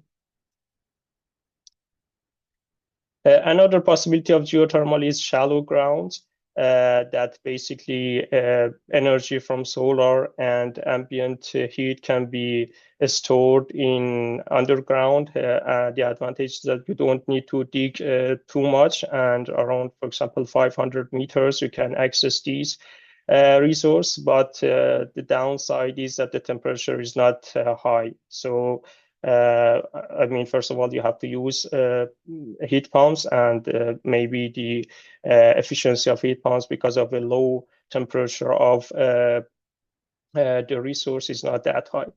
You can find a couple of applications, one in Germany implemented in 2011 and another in Sweden. Both have been implemented and are using heat pumps to increase the temperature. But other than that, we have ambient heat from air. But the thing is that these possibility is not very common in district heating applications, because for district heating you can find even better heat sources, even higher temperature heat sources. And this is mainly very applicable in individual building. But still you can find some applications in the district heating sector. Two applications in Denmark. One has been implemented, and another is a planned project, which uses actually air as a heat source for heat pumps. But you can also use the heat from sea and lake water as a heat source for heat pump. And the advantage is that the temperature is typically higher than air. And of course, you can still find some applications, one implemented project in Denmark and another proposed project in Germany. And solar district heating can also take advantage of heat pumps, and you can use heat pumps in different ways. And basically, solar district heating is getting more common. Around 10 solar district heating plants recently are being integrated in Europe in different capacities. And you can use heat pumps in different settings, but one is to connect it to the heat storage and to reduce the lower temperature of heat storage. It means that you can increase the capacity of heat storage by connecting heat pump to the storage. So you can find one implemented application in Denmark. The DH district heating return temperature is like 40 degrees. But by using heat pumps, you can cool down the storage temperature to 10 degrees. It means the capacity of the storage actually increases. And another planned project you can find in Kosovo. And also electricity. Of course, electricity is used in both heat pumps and electric boilers. But when the electricity is very cheap and is abundant, you can directly convert it by electric boilers, and you can find some applications in district heating sector. Two projects in Germany and another in the Netherlands that is a planned project, which are using different capacities of heat. Electric boiler to supply district heating systems. What we have covered yet all were related to a linear heat supply. I mean, no heat recycling, but the main idea of district heating is to recycle heat and use excess heat that we can't use anywhere else. So you have a lot of heat recycling applications for district heating that are based on power-to-heat technologies, for example, fuel refineries. And by fuel refineries, we don't mean just traditional fossil fuel refineries, but also e-fuels that still produce a lot of excess heat. So you can take advantages of these excess heat by using of power-to-heat technologies. Hydrogen production again produces a lot of excess heat, and you can use this excess heat by power-to-heat technology, and you can find actually real case studies of these applications in the main report.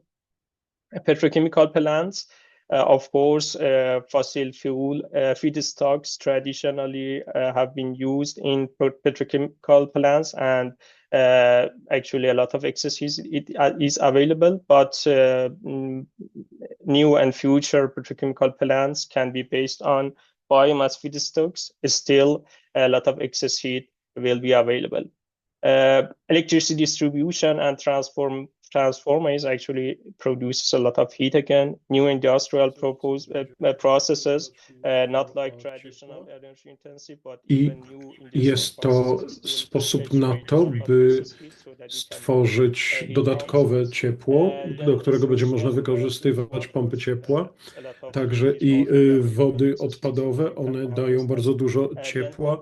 Można też korzystać stąd. Możemy też łączyć ciepłownictwo z chłodnictwem. Mamy tutaj pompy ciepła i na poziomie przemysłowym możemy także korzystać z ciepła, które uzyskujemy w procesie chłodzenia.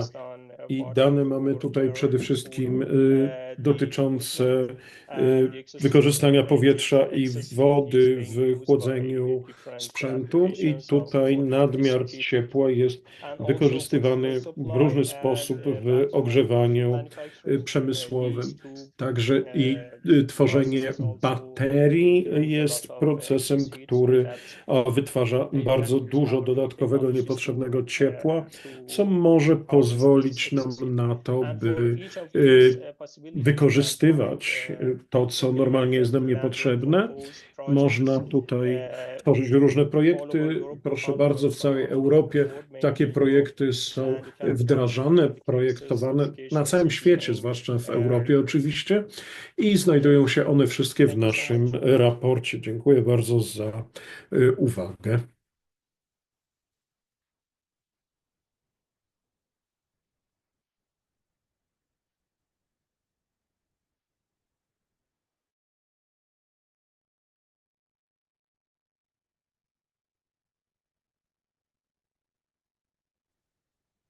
Bardzo dziękuję za tą ciekawą prezentację.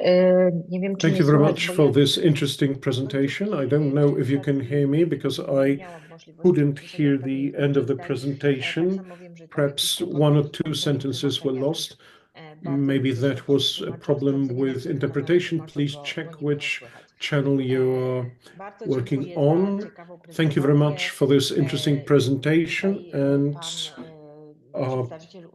the representative of Halmstad University is our partner in support the HC project. So if you wanted to learn something more extensively about the examples that have been discussed here, of course, they didn't include technical details. They were only briefs. If you would like to learn something more, please contact our association. We will either provide you with contact or gain information about specific investments together with the description of the entire technological process. Obviously, at a meeting like today, those investments could only be mentioned without any detailed discussion of any Thank you very much for that presentation. May I invite you to ask questions in a chat. In the following Q&A, we will have an opportunity to ask questions to all the three experts. And now may I invite Mr. Tomasz Pauszinger and ask him to present the transformation of local energy systems and the best practices in the German heating system. Could join us. And the floor is yours. Yes, good morning, everybody. I'm just asking, can you hear me well? Yes. Yes, okay. Yes. And Very we can good. also see the slides. Yes. That's wonderful. So, hello, everybody. My name is Tomasz Pauszinger. I'm here with my colleague Daniel Heiler, and for us, it's really a pleasure to contribute to your seminar. We also cooperate with PNEC, with Anna and Isabella in the Support EHC project, and we have even a role for this project in Poland where we take a bit care on the technical aspects also with the operators, and PNEC is working on the regulative side and for the public administration, and we appreciate very much this nice cooperation. I want to tell a bit about what is going on in Germany in the district heating sector. And I would also put a bit of focus on the regulative side and what this means for the public administrations on local and on regional level. So I try to switch my presentation.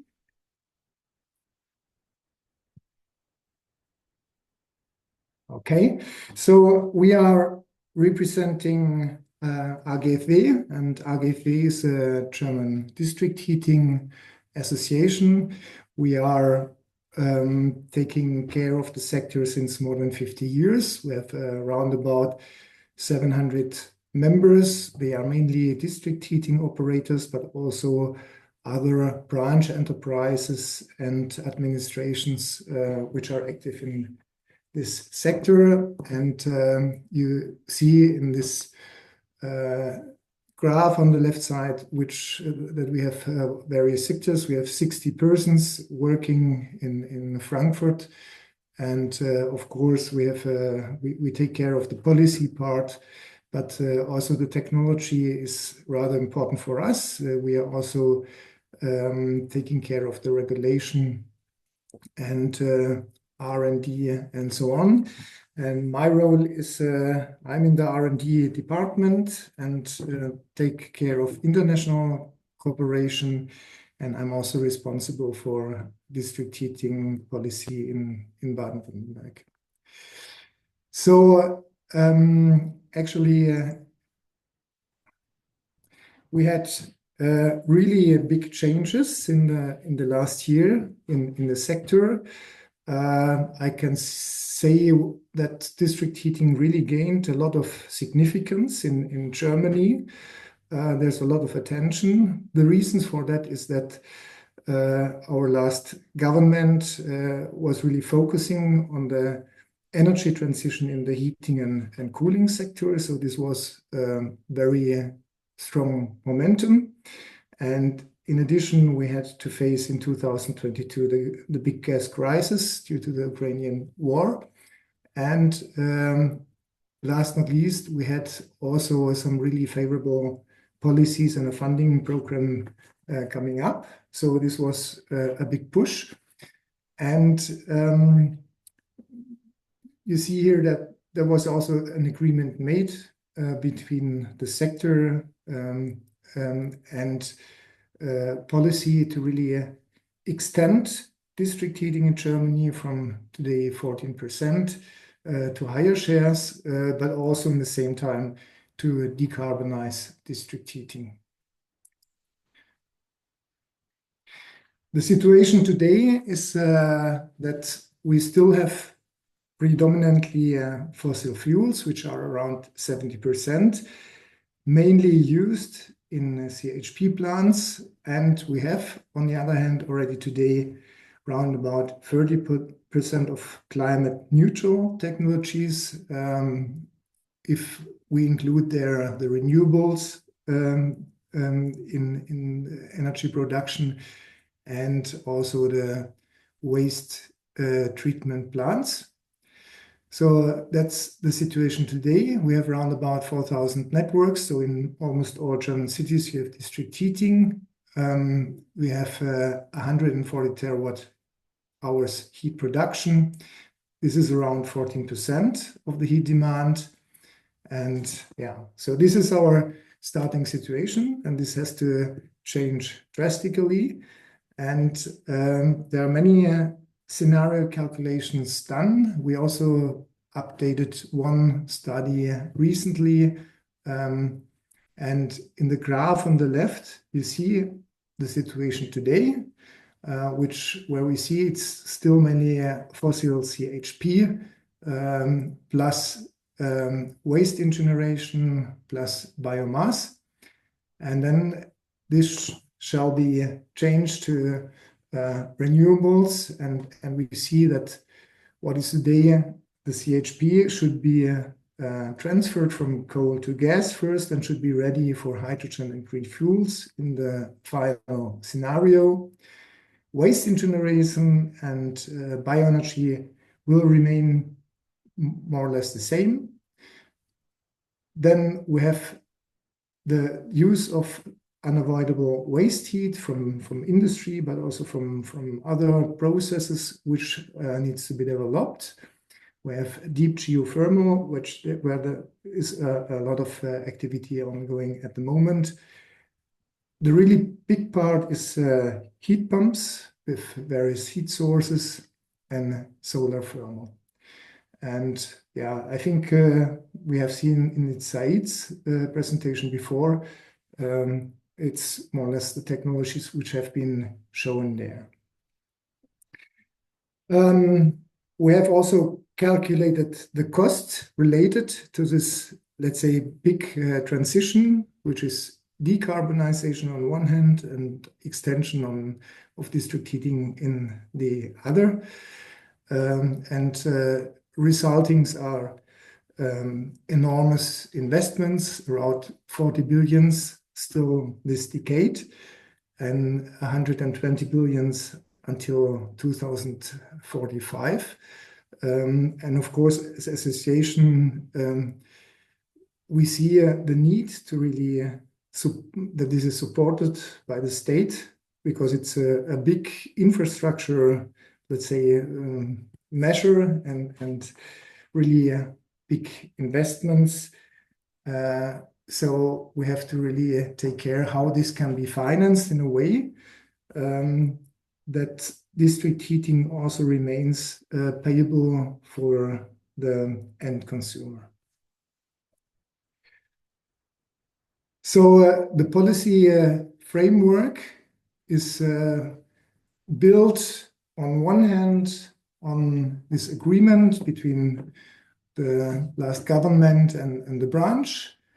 It's also important, the Building Efficiency Act, I will come to that later, but also the Heat Planning Act was very, very important new law in this last legislation period. Basically, it regulates that the municipalities have to do municipal heat planning. So the municipalities above 100,000 inhabitants, they have to do it until mid-2026, and the smaller ones until mid-2028. And they have to really investigate the areas and the potentials in the municipal, in the town, and see what is the situation there today. Are the various areas suitable for district heating, or will they rely in future on individual heating? And prepare then heat plans like that. The heat plans are meant as a, let's say, guidance for all the actors which are active in the sector. And this law is also, let's say, an implementation of the European directive, which requires such heat planning, municipal heat planning activities. Going back here to the Heat Planning Act on the right, which regulates this heat planning, there is also a part which is relevant for the district heating operators. One is the, let's say, decarbonization path, which they have to follow, which corresponds also to European legislation. And then there's also the obligation to present transformation plans, which, let's say, compared to the municipal heat plans, are the company plans for transformation, and they must be also approved.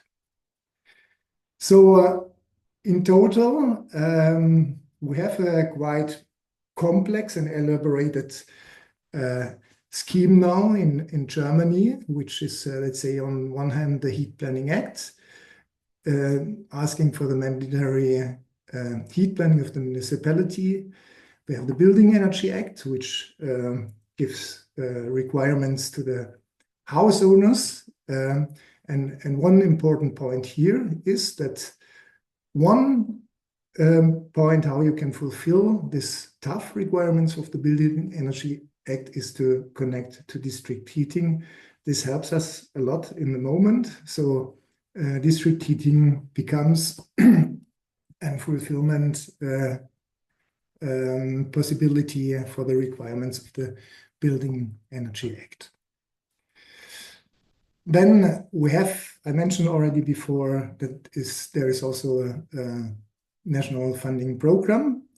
The key element is that it finances 40% of all investments related to decarbonization and extension of networks, district heating networks. It's quite flexible, and we are very happy. You see also the curve on the right hand. The curve is not very updated. Today we have almost 3,000 applications by district heating operators for funding. So this is really accepted, and everybody is now working on this decarbonization measures. And the principle, just to be short, is that before you get funding for your investments, you have to prepare either a transformation plan for your existing district heating system, or you have to prepare a feasibility study for if you make a new district heating system. And if this is approved as a plan from today to 2045, the whole scenario, you can slice-wise, always 4 years, get funding for your measures, 40% plus minus, and implement these measures. And then after 4 years, you can go back in a cycle and update your planning and go into the next phase. And we are quite satisfied. Of course, we hope that the financing will be also continued with the new government and the upcoming policy. Okay, I come to my conclusions. So municipal heat planning is crucial for DHC development. This was really a game changer. It gives orientation to citizens, administrations, and stakeholders. And it goes hand in hand with the heat suppliers transformation plan. So we recognize that it's really good that on the one hand, the public administration have to think about how will heat supply look in the future in our region or in our town. And in the same moment, the heat suppliers have to work that. We faced that through this municipal heat planning, we have many newcomer municipalities. That means towns which are really starting from scratch with district heating, and they need a lot of support and help. We have also a lot of new members from this area. And yeah, they have many questions which need to be addressed. Local acceptance for district heating needs to be developed. This is not self-evident. This is work. It's based on, first, the price you can realize with district heating, and second, the confidence. And maybe you can split up confidence again in two parts. It's one, confidence, you as a company, are you technically able to build such a system? And then second, can you maintain and offer price stability? So all this is a long-term process with big challenges and high investments. Financial support is definitely needed.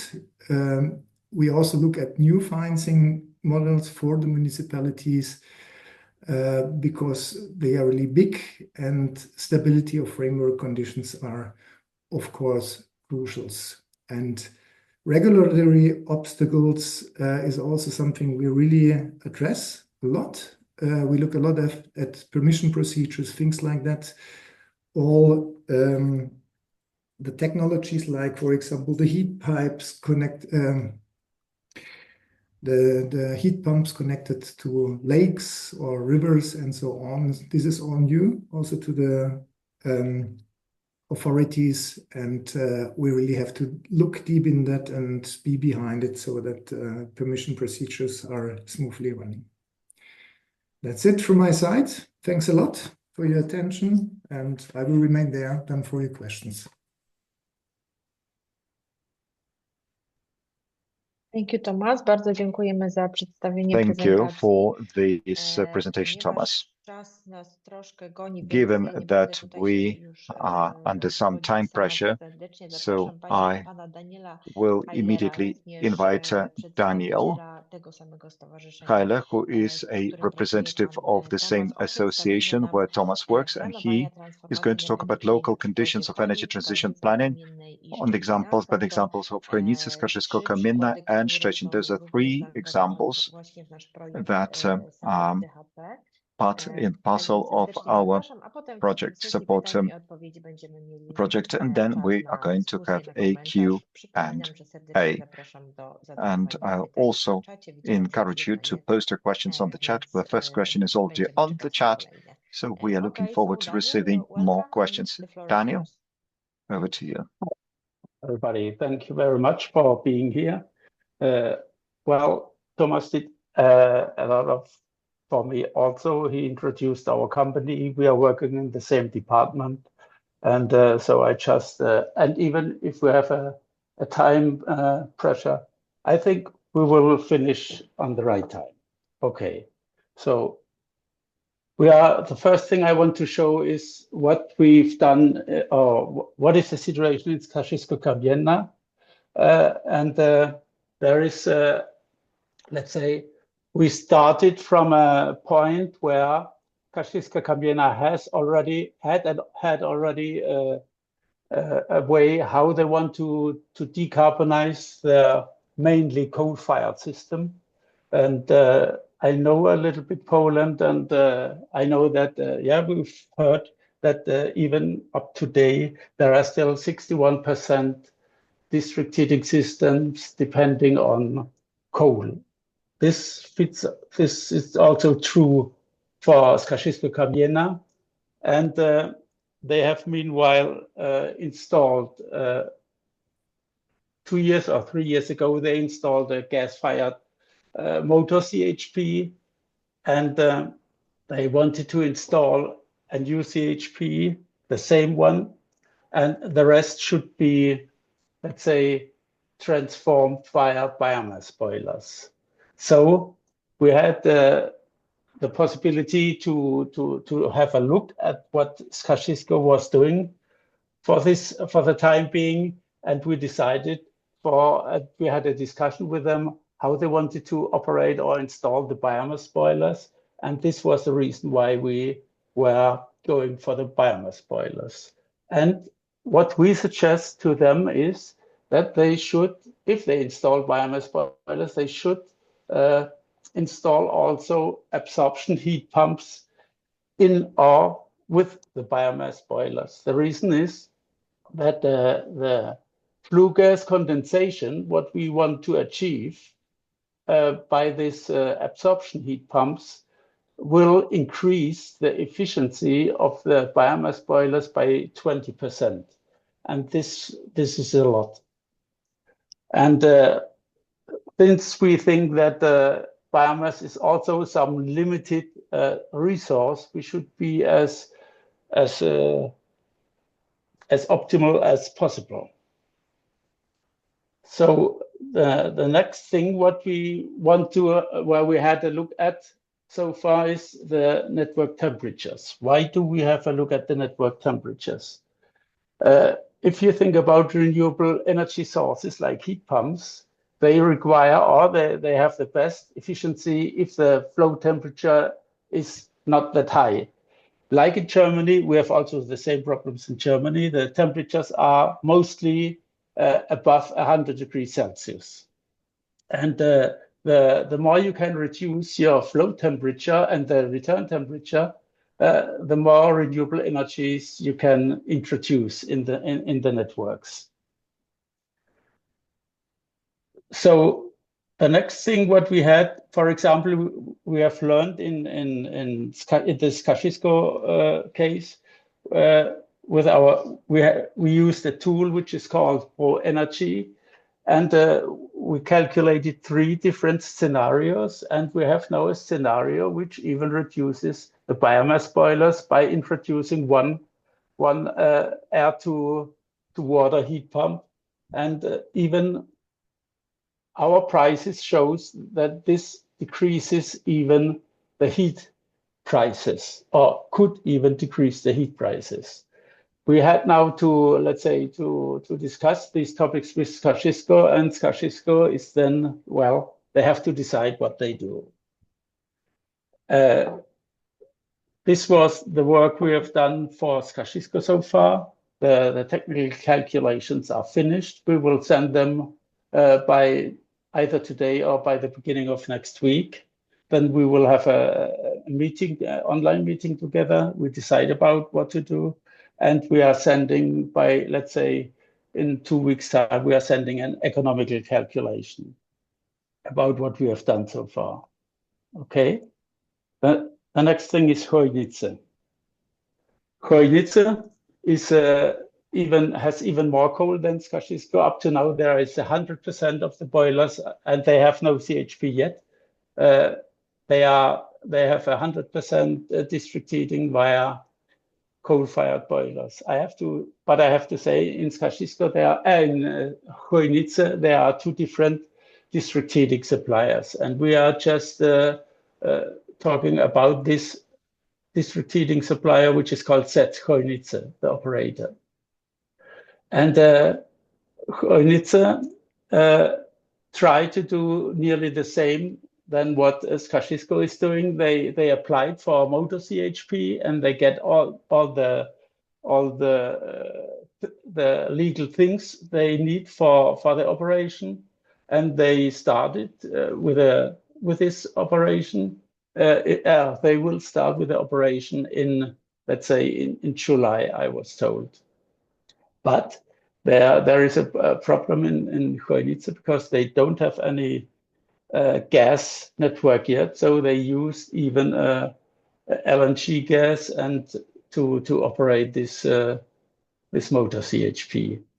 The rest of the coal-fired boilers will also be replaced, like in Skarżyska, with biomass, and we will calculate this with the same tool, Pro Energy Pro, the situation for Chojnice to get the best possibility out of it. What is different in Chojnice is that there are plans yet to build a waste incineration plant, but 7 kilometers away from the city. And this is, let's say, very difficult because there was no beginning yet, and there are no talks between the district heating operators and the company who wants to build this incineration plants. Let's see how this will go on in the future. But there is no clear way yet. And the rest would be like I already told for Skarżyska. Then we come to Szczecin. Szczecin as you know, Stettin is a much bigger town, and we are looking just for a very small place which is called Stettin-Przestina. And in Stettin-Przestina, this is has the, let's say, a very special topic that Przestina is lying on an island on the Odra. And it is planned that there is a quarter which is not supplied via district heating yet, to supply it with a low temperature district heating system. And for that, there is a possibility to use heat pumps, either to use a heat pump from water from the Odra, water heat pump, or air-to-water heat pump, or both. This is something we calculated for the time being, just the water heat pump, but we will calculate again the air-water heat pump, and then we make some suggestions to that,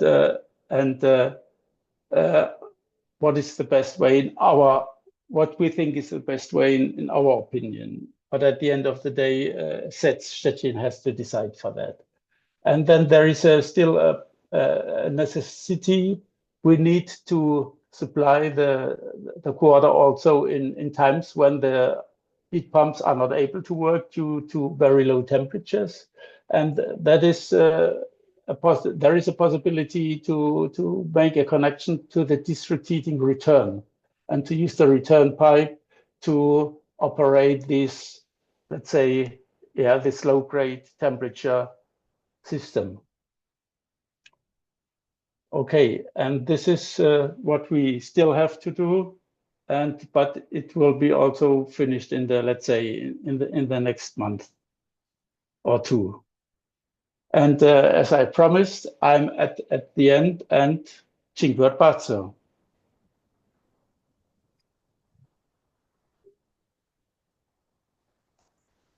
Thank you very much. Bardzo dziękujemy. Thank you very Tak much. jak zapowiadaliśmy, As we announced, now it's time for a Q&A, and I like Izabela Kuśnierz to conduct it. So, Isa, the floor is yours. I can see that there are some questions in the chat already.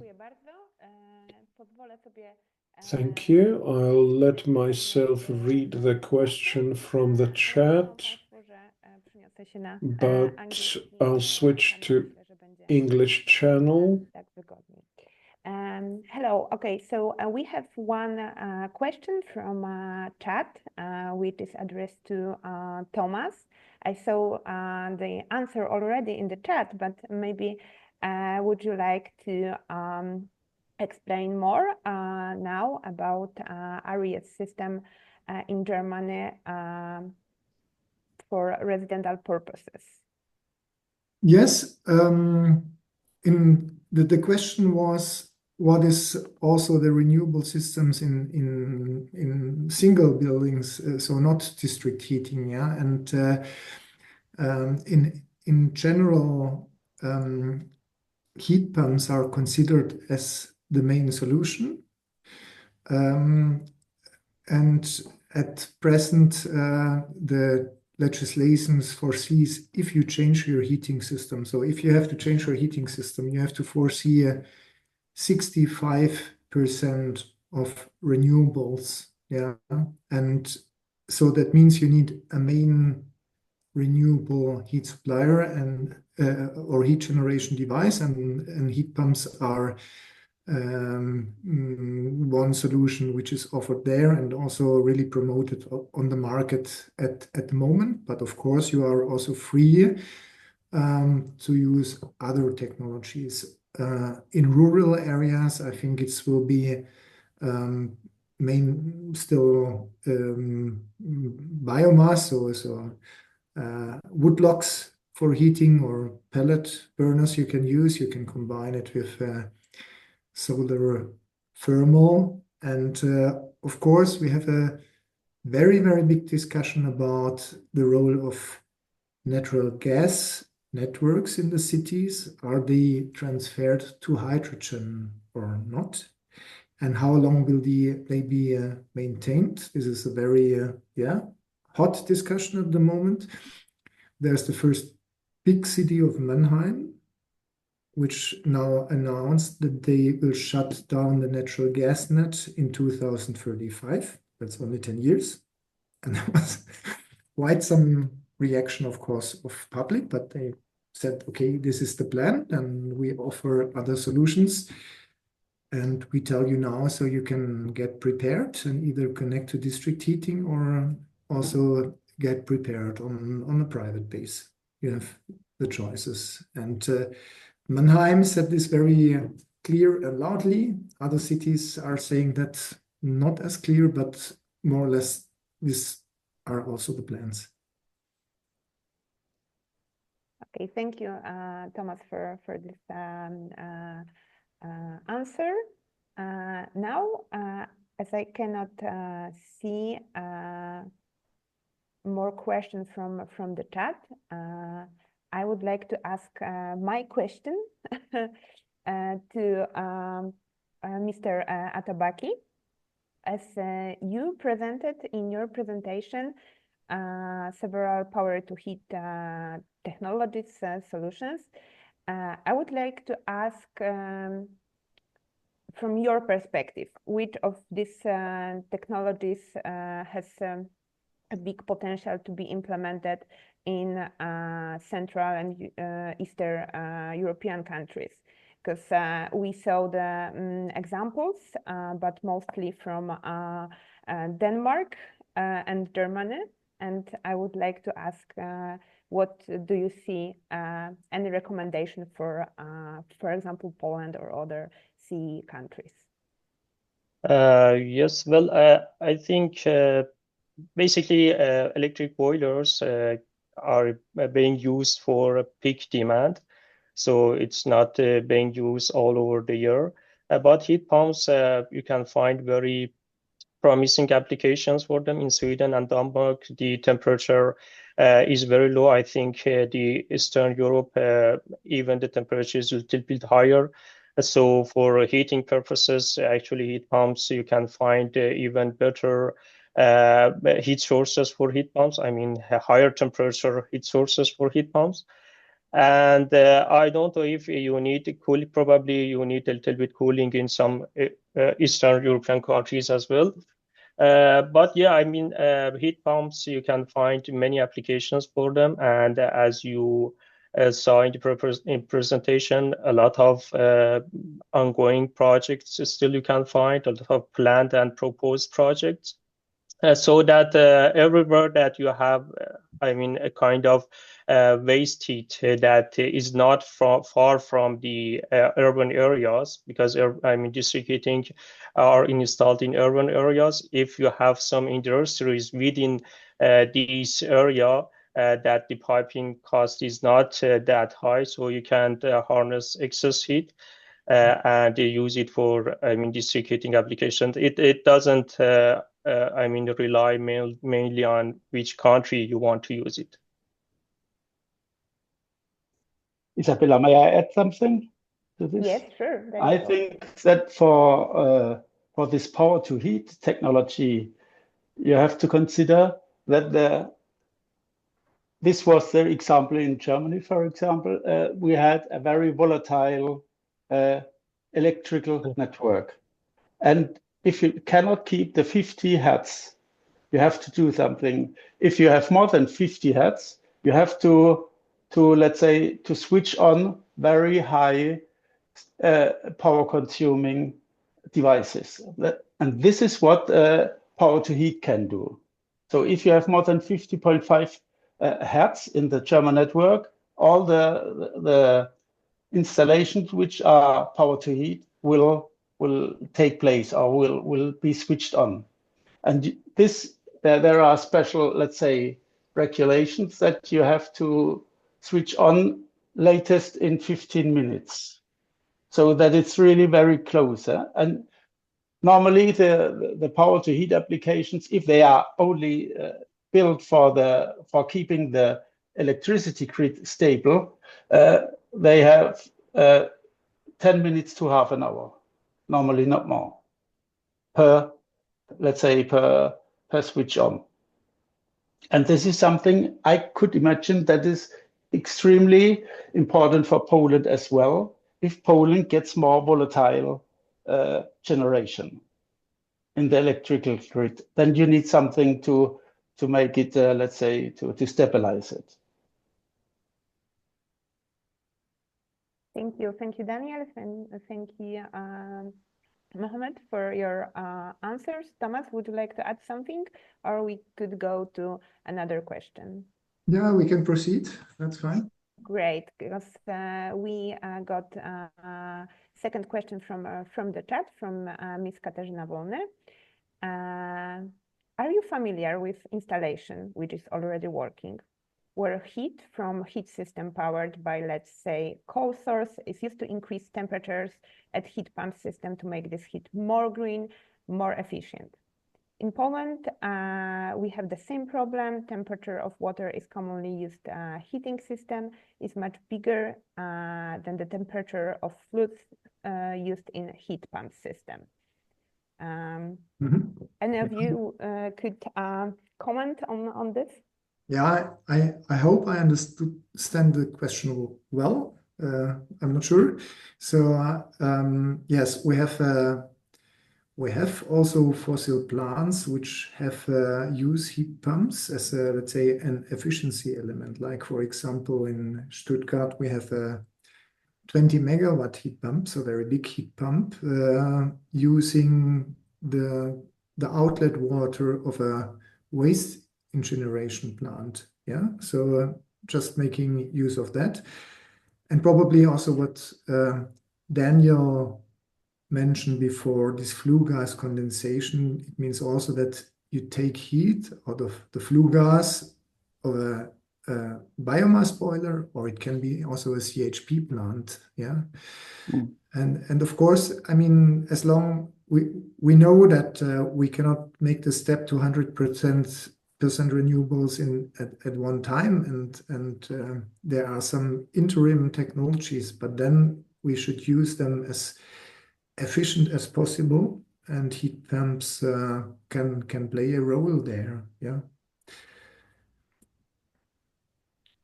So I hope I got it right. The question, there are some combinations for that. Yeah, but of course you have always to look if the temperatures are right. I think the sources for heat pumps, it's very interesting to look at. They are so broad, yeah, and they will be really good heat pumps will be a game changer for producing heat, using heat from low grade heat from processes, but also from water bodies, from air, and we have all seen that examples. What we see is that even if these heat sources are there, it's all new, and it's still so complicated to get things done. Let's say, to make a contract between a heat supplier and a data center operator, that's a big challenge.